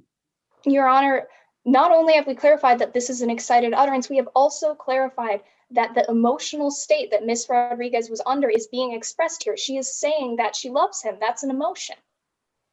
I tend to agree. I'm going to overrule the objection, but nice arguments. Thank you. Yes, Your Honor.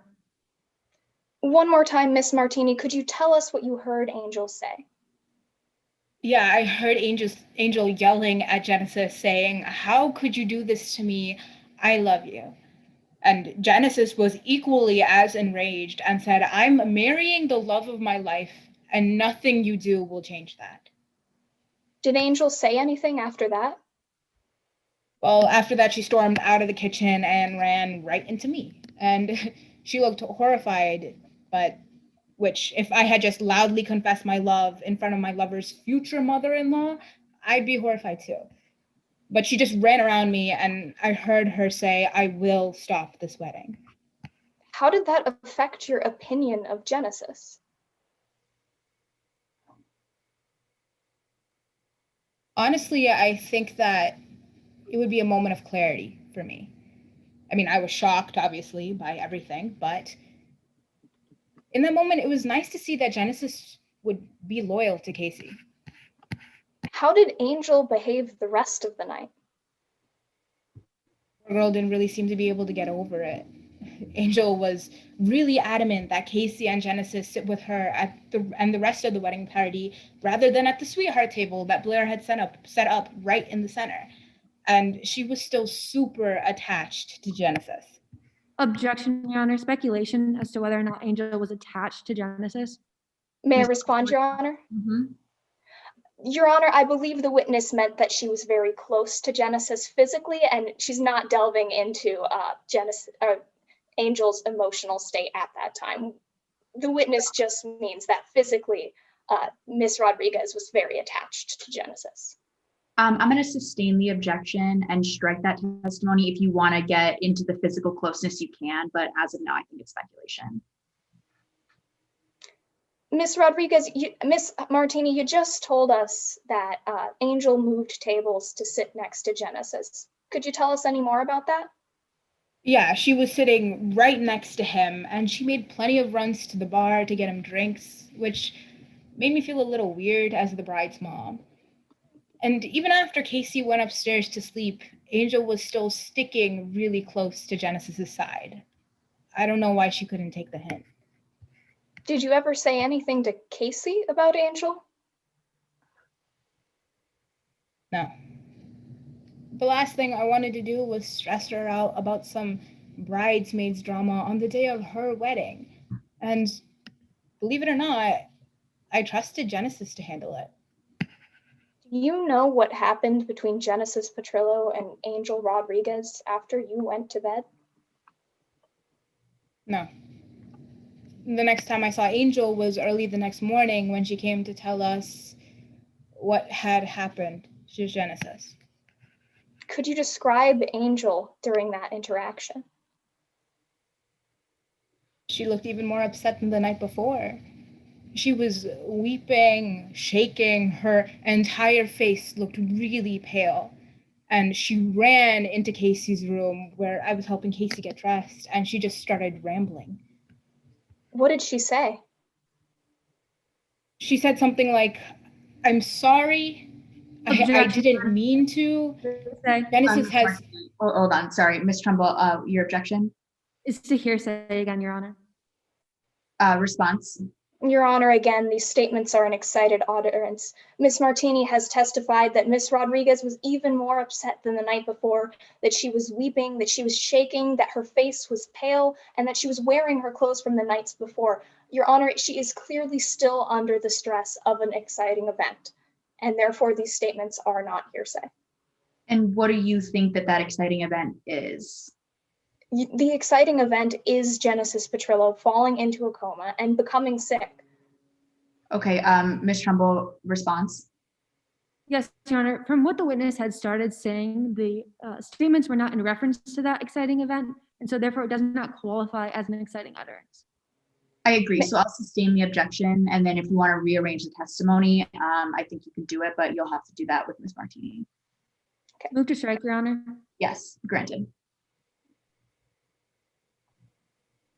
Miss Martini, what did Angel say had happened to Genesis?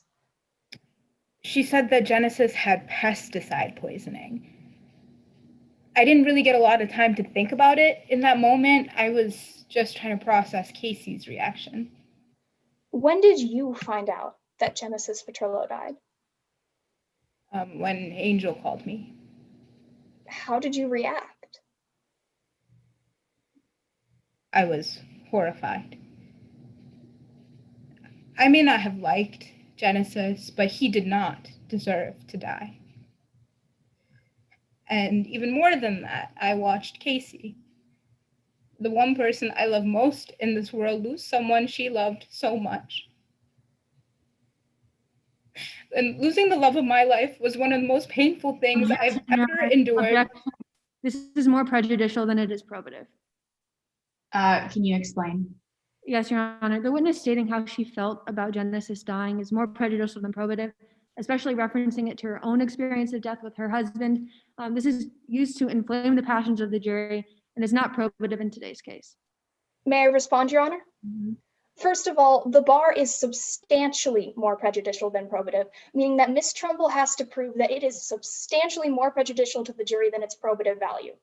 Now, when Miss Cobbs got up there at the beginning of today's trial, she characterized Miss Martini as an evil queen, and that is what the plaintiff has spent the entirety of their testimony doing.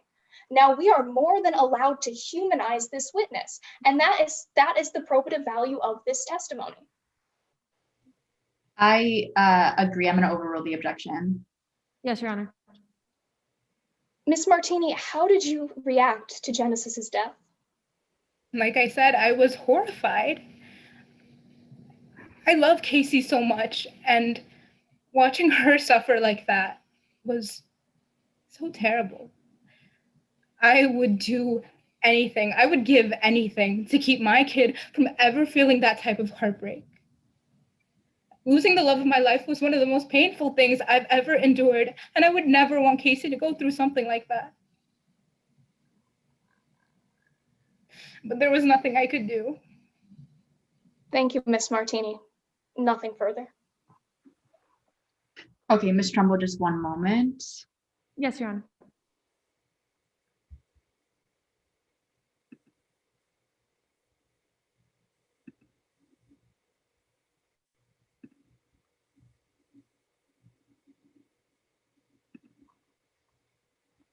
Cross whenever you're ready. Thank you, Your Honor. Ms. Martini, on direct examination, you brought up this conversation between Angel and Genesis that you claim that you heard on June 7th. Isn't that correct? I did. Now, this conversation would be very memorable for you, wouldn't it? It was, yes. It impacted your opinion on Genesis, didn't it? It did. It was a significant event for you. Well, at the time, it didn't really mean too much. It changed my opinion, but that's all it was. No, Ms. Martini, you prepared a deposition in today's case, isn't that correct? Yes, I talked to the police. And you'd recognize that deposition if I were to show it to you? I would. Just 1 second, Your Honor, we'll be bringing up the deposition. Okay. Ms. Martini, this is that deposition? I think so, yes. If we scroll to the bottom, that would be your signature.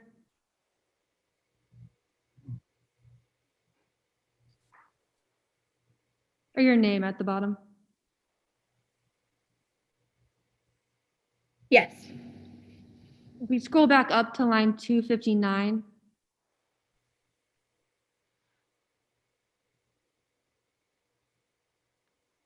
you were asked to tell everything that you remember about June 7th, 2019. Isn't that correct? Yeah, it was pertaining to everything that went on with the wedding planning, yeah. You were asked specifically, tell me everything you remember from June 7th, 2019. Concerning the rehearsal dinner, yes. And nowhere in this deposition do you say anything about a conversation between Angel and Genesis. They didn't ask me about it. You were asked to say everything that you remember about June 7th? Well, I started talking and then they kept asking me questions, so I just answered the questions as they came. Ms. Martini, that wasn't my question. You were asked if to say everything that you remember about June 7th, 2019. Yeah, and I said it was a flurry of activity. And this was a very significant event for you, yet you didn't mention it in your deposition. It didn't at the time feel relevant to what they were asking about. They wanted to know about the rehearsal dinner. Thank you, Ms. Martini. We can close out of the deposition. Now, I want to move to your relationship with your daughter, Casey Soto. Now, she is your daughter. She is. Clearly, as your daughter, you want the best for her. Of course I did. You love her very much. I do. She's the light of your life. She is. On direct examination, you even said that she is your everything. She is my everything. And you're pretty involved in Casey's life. I would say so. And then Casey got engaged. She did. She got engaged to Genesis Petrillo. Yes. You had a difficult relationship with Genesis. It was definitely rocky. You argued a lot. I'm sorry, what was that? You and Genesis would argue a lot. Yeah, we had a lot of quarrels. On direct examination, you even said that Genesis would attack you. Yeah, Genesis said some mean things sometimes.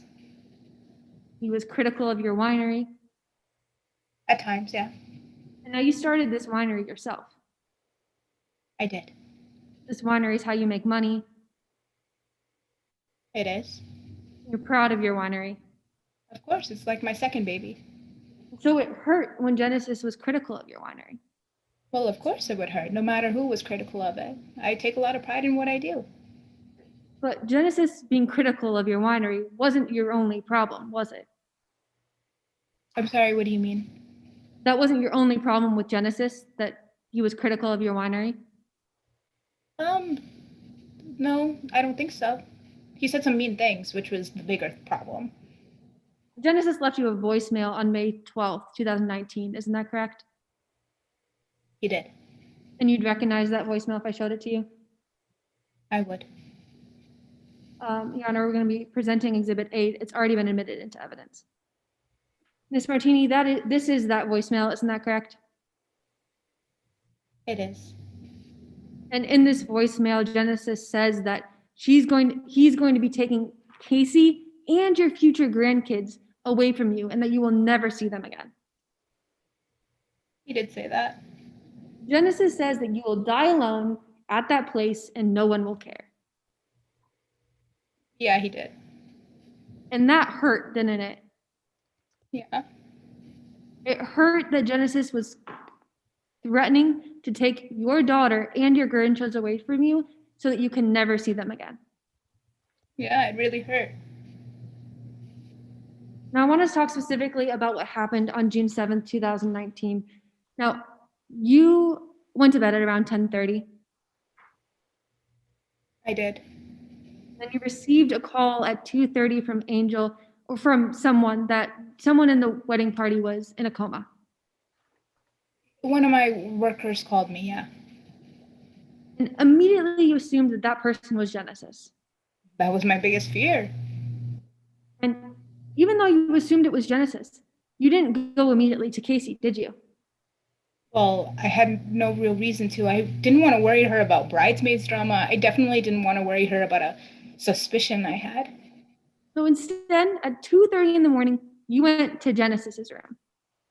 Well, yeah, I went to go check. Genesis wasn't there. No, he wasn't. But you went inside and you saw an empty bottle of car wine. I did. And then you ripped that label off that wine. I did. You picked up that wine bottle. Yes. You walked it outside. Yeah, and I threw it away. You threw that bottle of wine in the trash can. Yeah, I didn't see a need to keep it in an empty hotel room. Thank you, Your Honor. No further questions. Thank you. Any redirect? Just briefly, Your Honor. Go ahead. Miss Martini, can you tell us why you threw that bottle of wine away? Yeah, so when I went to Genesis's room, obviously I saw an empty bottle on the floor, and me and my staff like to keep our spaces relatively clean, and I would have had to throw it away eventually. So I rip off the label because that part isn't recyclable, and then I throw out the glass into the garbage where it can later be sorted for recycling. Thank you, Miss Martini. At this point, we have nothing further. Any recross on that one point? No recross, Your Honor. Okay, thank you. And would parties like to request a recess before closing, or do we just want to go right through? I think we're pretty close to a loss, so I would prefer that we go right through. Okay, so plaintiff, whenever you're ready for closing. Actually, I'm sorry, Your Honor, if I could have 1 minute to run to a room where I could take my mask off. Yeah, absolutely.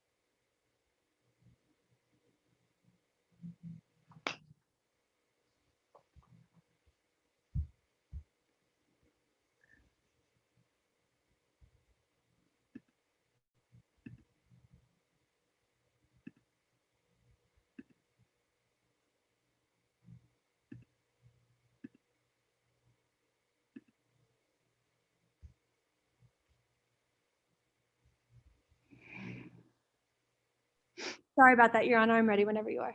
Okay, go ahead. She picked her poison. Members of the jury, now that today's trial is over, you know exactly what that means. Harper Martini had a problem, and she knew that the only way that she could fix that problem was to pick her poison and get rid of Genesis Portillo. Harper's problem was that she was about to lose her daughter, or as you know today, that's how she saw it. Not only was she losing her daughter to France, but she was also losing her daughter to someone else, Genesis Portillo. And the last day that the defendant could do something about this was the day before they would be together forever, June 7th, 2019. Time after time leading up to that date, Harper had done everything she could to destroy that relationship. She had talked to Casey, she had told everyone she knew about how much she hated Genesis. And so she had to pick her poison to get Genesis out of the picture. And as you heard today, it was well set up for her to do that. The rehearsal dinner was at her venue, they were drinking her wine, and the poison was readily accessible. That's exactly what she did. She gave a poisoned bottle of wine to Genesis Portillo that led to her death. The law says that we have to show you that it is more likely than not that Harper put the poison in the wine with the intent to harm Genesis. If the evidence just goes 51%, then we win our case. But we wanted to ensure that when you rule that Harper committed this battery, that you had all of the evidence. And we have shown that she put the poison in the wine in order to harm Genesis. We showed you that not only was there pesticide on the property readily accessible, but that Harper knew that it would be dangerous. Mr. O'Keefe told you that he had informed Harper that pesticides could get in the wine and that those pesticides could kill. And Harper knew and understood that. So when she decided to kill Genesis, she knew exactly what poison she was going to pick. As we're going to walk through the evidence that you heard today, in doing so, I'm going to break it down into 3 separate questions. How did the pesticide get into the wine? Was it an accident? And how did Genesis die? First, I'm going to talk about how did Genesis die. We all agree that when Genesis arrived at the rehearsal dinner, Genesis was healthy. But in a matter of hours, Genesis went from a healthy person to dead. To unfold this fairy tale that turned tragic, Dr. Kwan looked to the victim's blood. And in that blood, Dr. Kwan identified a pesticide. And we heard from Ms. Arnold that the pesticide is the same pesticide that Peony Estates regularly uses. And it was on the residence on June 7th, 2019. And it was the same pesticide that was found in the bottle of Cara wine. Now, second, how did that pesticide get into the wine? The defendant pushed to have this wedding at Peony Estates. Originally, Casey and Genesis were going to have it somewhere else, but the defendant knew that it needed to be at Peony Estates. It was one of many things that Genesis and Harper argued about. Harper wanted it there because that was where she had control. That was where she could put the pesticides in the bottle of wine. She had easy access to the pesticides on venue since her winery used that regularly, and she needed to have complete control that the wedding would be at her winery. Now, you heard today from both Sam Arnold and Mr. Osborne specifically from Sam Arnold, that she saw Harper alone in that kitchen with a bottle of wine. And next to her, a potentially open bottle of pesticide. It's no mystery how that pesticide got into the bottle of wine. Harper was there with that bottle of wine and the pesticide right next to her, completely in her control, alone, where no one would suspect what she was doing. There was no bottle of wine that was produced at that winery that Harper didn't have her hands on. As the sole founder and owner of the property, she knew exactly what was going on. So on June 7th, she was easily able to take control of the situation and be alone when she put that pesticide in the bottle of Cara wine. And now that leads us to the last question. Was it an accident? And this shouldn't be hard for you to answer. Clearly, this was not an accident. Harper had reason to put this poison in that bottle of wine. She wanted Genesis out of the picture. You heard those words that Genesis spoke to Harper in that voicemail and how much that would have hurt her to hear that someone else was going to be taking her daughter and her potential grandchildren away from her, where she would never be able to see them again. That would hurt. That would be something she would want to stop. And this is where she had that opportunity to prevent that from happening. With Genesis out of the picture, none of those things would happen. This was no ordinary bottle of wine that Harper decided to poison. No, she had set this bottle aside from the beginning. This bottle of Cara wine was bottled specifically for Genesis. And you heard that from multiple witnesses today that Harper made clear to everyone at the wedding that this bottle of wine was special. Not only was it special for Genesis, and did she make that clear, but she also made clear that Genesis should drink this bottle of wine alone. Now, there's only one reason why she would want Genesis to drink this bottle of wine alone, is because she didn't want anyone there to see what would happen after he drank it. Harper did whatever was in her power to ensure that Genesis was gone.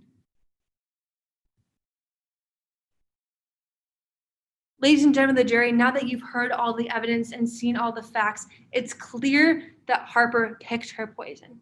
And that poison that she picked was her winery's pesticide. She chose to put that pesticide in Genesis Portillo's wine in order to get him out of the picture and away from her daughter. The facts are clear. Find Harper Martini liable for battery. Thank you. Thank you. Closing for the defense? Yes, Your Honor. May I proceed? Go ahead.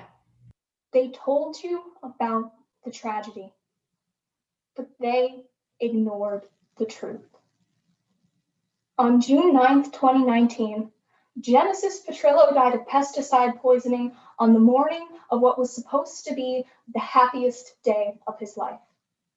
The Petrillo family lost a son. Casey Soto lost a husband, and Genesis Petrillo lost the rest of his life. Members of the jury, you're probably upset or sad or angry about what happened to Genesis Petrillo, and you have every right to be. No one in this courtroom disputes that what happened to Genesis Petrillo is a terrible tragedy. And no one is saying that you should not be angry at the person responsible.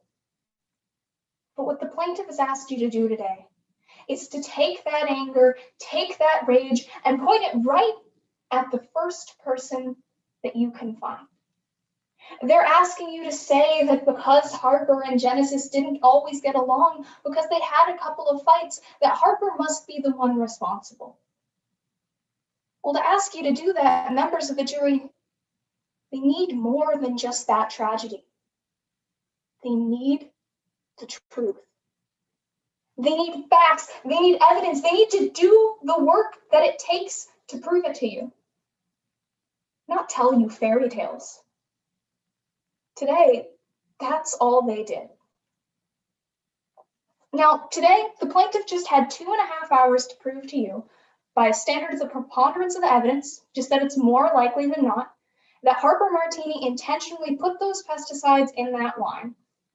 Now, it can be kind of confusing to see how pesticides in wine can constitute a charge of battery, but in Midlands, any type of poisoning can constitute that harmful contact that's necessary to promote a charge of battery. Now, They proved a lot of prongs of that burden. They showed you that pesticides were what killed Genesis Petrillo. And they showed you that someone certainly picked their poison and put those pesticides in that wine. But what they didn't prove to you, what they didn't prove, because they couldn't prove it, is that Genesis Petrillo was the one, was that Harper Martini was the one responsible, and not Angel Rodriguez.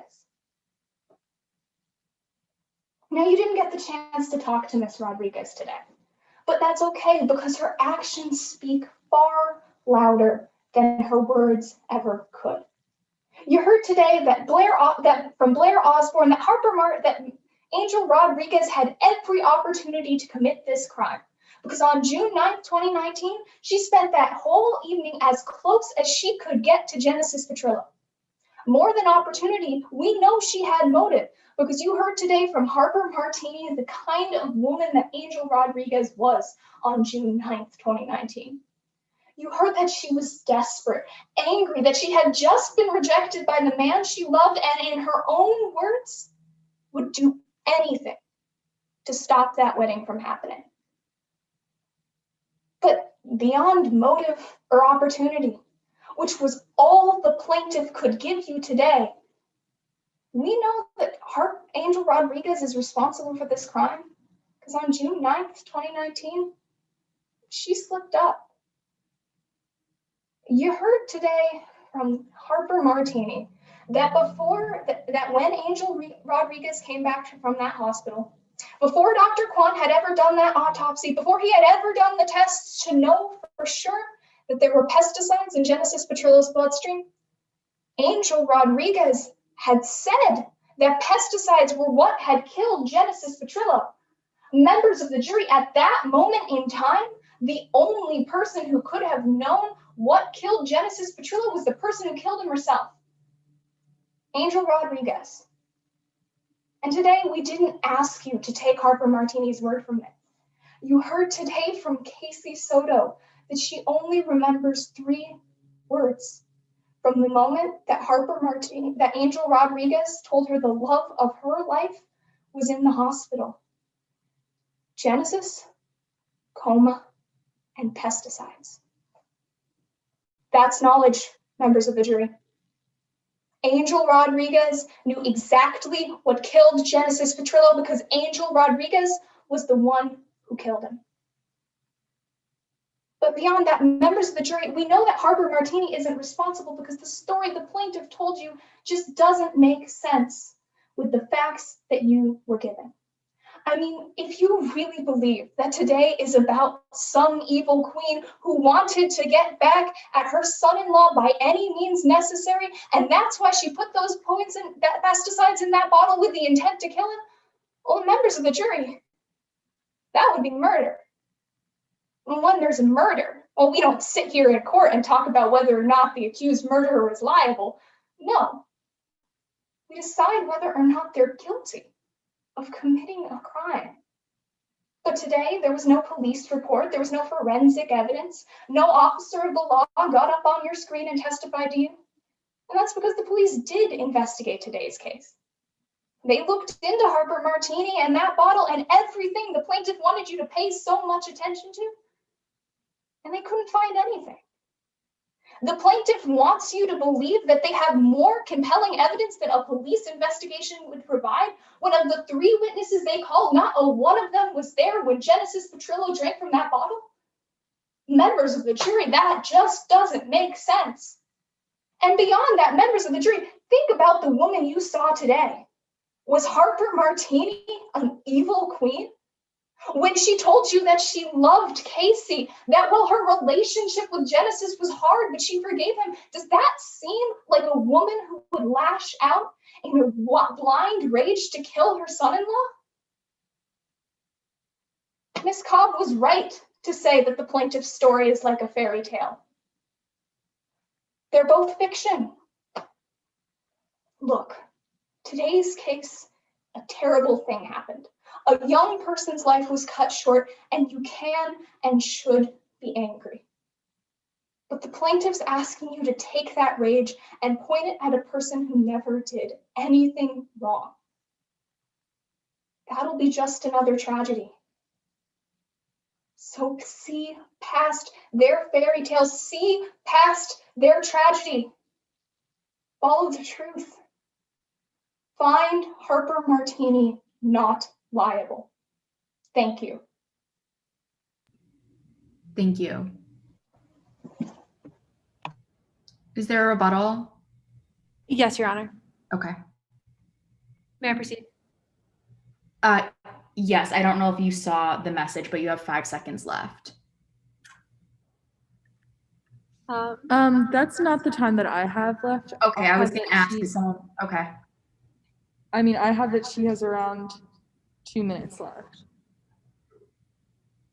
I have a very different time, but okay. Okay, so I believe the rules would dictate we split the difference. Okay, so my time from the opening was 4 minutes and 47 seconds. And my time for her closing was 7 minutes and 1 second.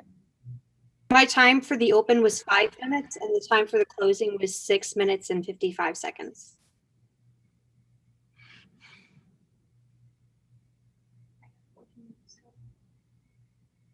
Okay, I don't, the math seems off then.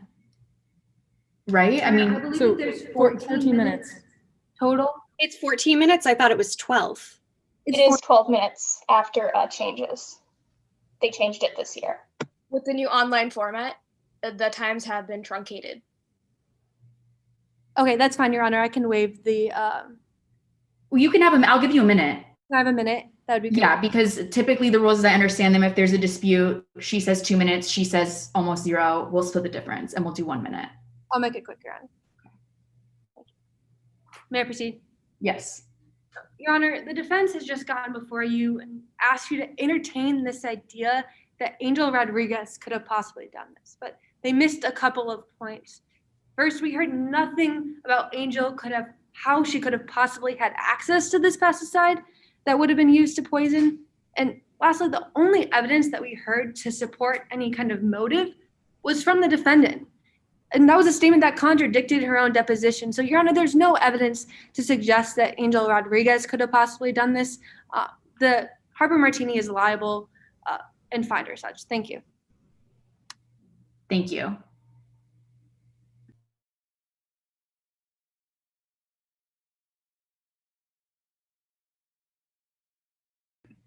Just give us a couple minutes to finish up scoring.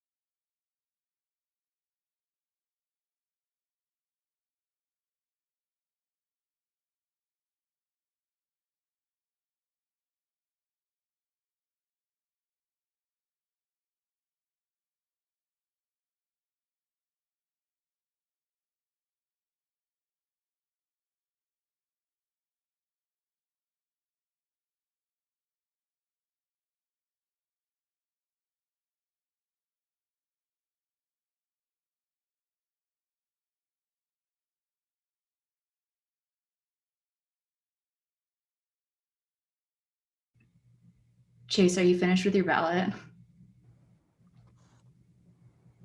Yeah, I'm good whenever. Okay, did you see a submit button, or is it just like we're good because it's a Google Doc? When done scoring, please input submit to the right. Oh, like I typed submit. I guess. Oh, okay. Sorry, 1 sec. It's not letting me type. Okay, I did that, and I'm just gonna probably close out of it now, right? Okay. I mean, does yours say submit on it? Yeah. Oh yeah, okay. Mine too. So yeah, I'm just gonna exit out of my ballot now. Great. Okay, cool. Okay, so Chase, I'll give you the chance first, but everyone will just kind of do like, we'll introduce ourselves. We'll offer a few comments if that's something you guys want, and we'll take any questions that you guys have. Cool. You guys can put on your video if you want so we can see. Or if you don't, like absolutely don't feel like you need to. Okay. Oh, this is great. Okay. All right. Hey everybody, I'm Chase. I am a 3L at BU Law in Boston. Bella and I competed together for 4 years at Miami of Ohio. We won the national championship together our senior year, which is a cool memory we have. We lived together in college, like we were like BFFs. So we're here for like a reunion tour. Overall, I thought you guys did a really good job. I was like interested to see how this Zoom format was going to work. Obviously, we were competing in person back before COVID. And so it was interesting to see. I judged a tournament last year in person. And so it was interesting to see like the differences and how you guys adapted. I thought you adapted really, really well to having to do everything via Zoom. I was worried about like the screen sharing and stuff, but that was like pretty seamless, which I thought was great. Overall, I thought both teams did like a pretty good job. I'll give big picture comments to both teams, I would say, about like what I thought was well done and maybe places that I thought I could see like a little bit of improvement. One thing for the plaintiff, I think this actually probably applies to both sides, but I think more so the plaintiff, I would work on tweaking your theme a little bit. I didn't think that She Picked Her Poison was like particularly well integrated in throughout your case or in the closing. You hit it a couple of times, but I know, and this is obviously like a stylistic preference, but at Miami, it was like a big thing that we did, that we always were looping our theme back in as many times as we could to really hammer that home. And I think that that can be like an effective way to advocate for your client. Similarly, I thought that the defense's theme wasn't as well looped in. I thought it was looped in really well throughout the closing. And I guess it's harder to have your witnesses say, like, call people liars, because you can't do that. So, but in terms of the witnesses, I would say, so I was primarily a witness at Miami. I played all types of witnesses. But I would say that generally I thought people were a little too combative on cross-examination. You don't want to come off as biased. So concede points that you can concede and then like save your fights for later, I would say. Like there are definitely times to like stick up for yourself and fight, but it's not on every single question and you don't need to talk a bunch on every single question. At the same time, I think that a lot of the attorneys did a really good job of witness control. There are a couple things that just like sort of went off the rails for me, I would say, that like I would have probably advocated for a motion to strike on because they were like super speculative and like not great for your side.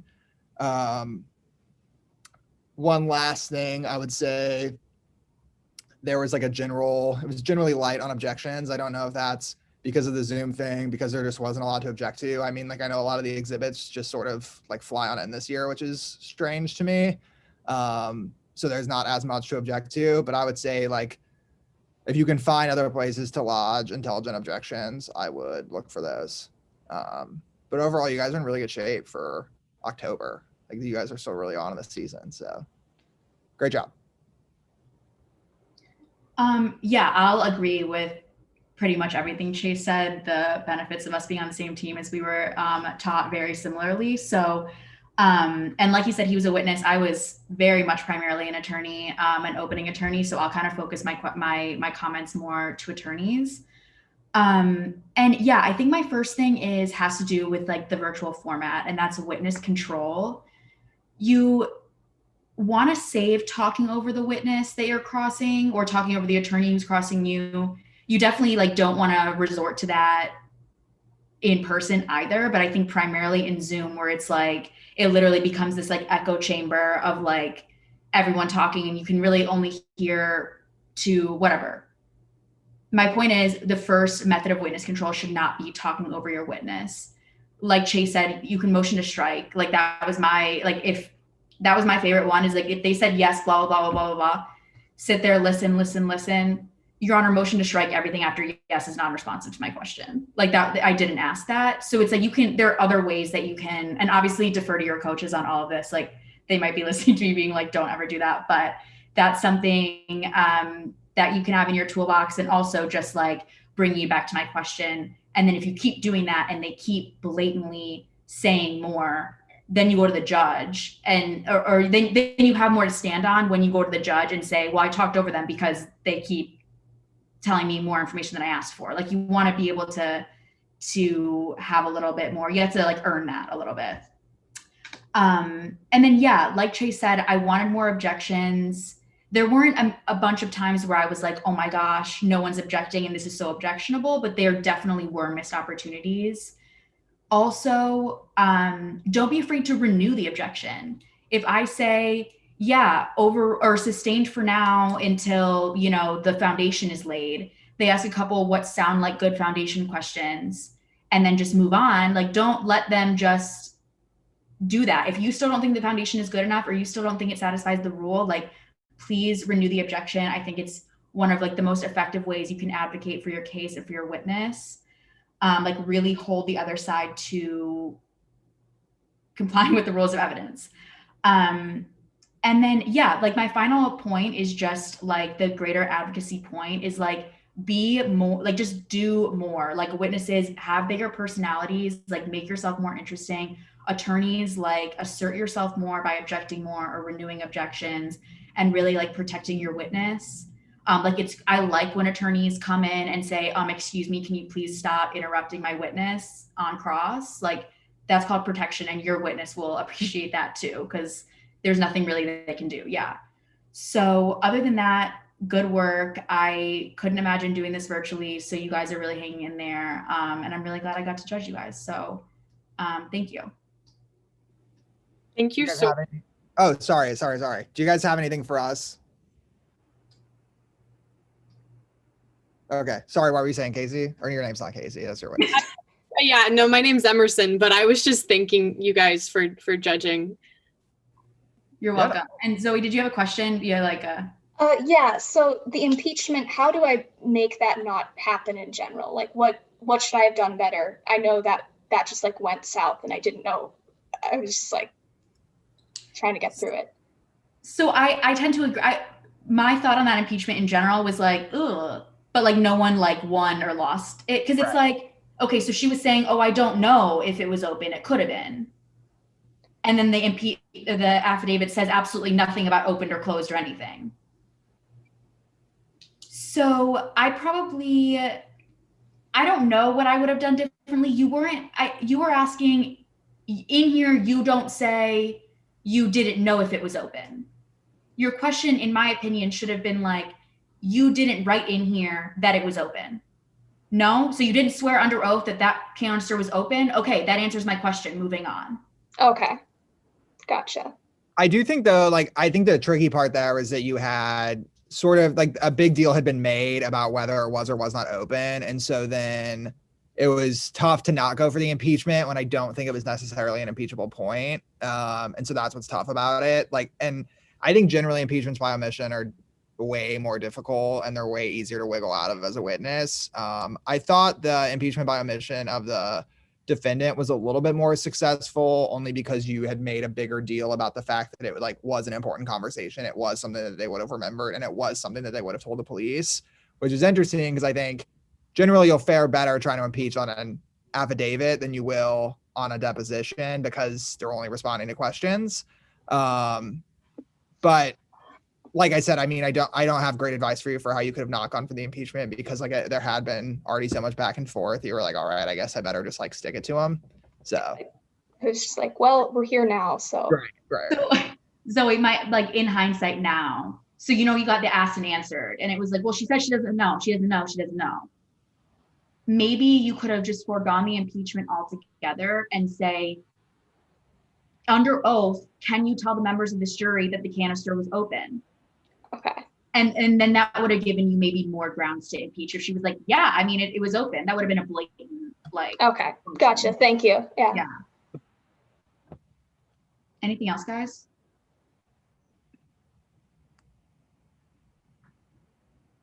Cool. Okay. Well, good luck tomorrow. And with the rest of your season, I'm like excited to see how it goes. Yeah. Thank you. Thank you guys. Thank you.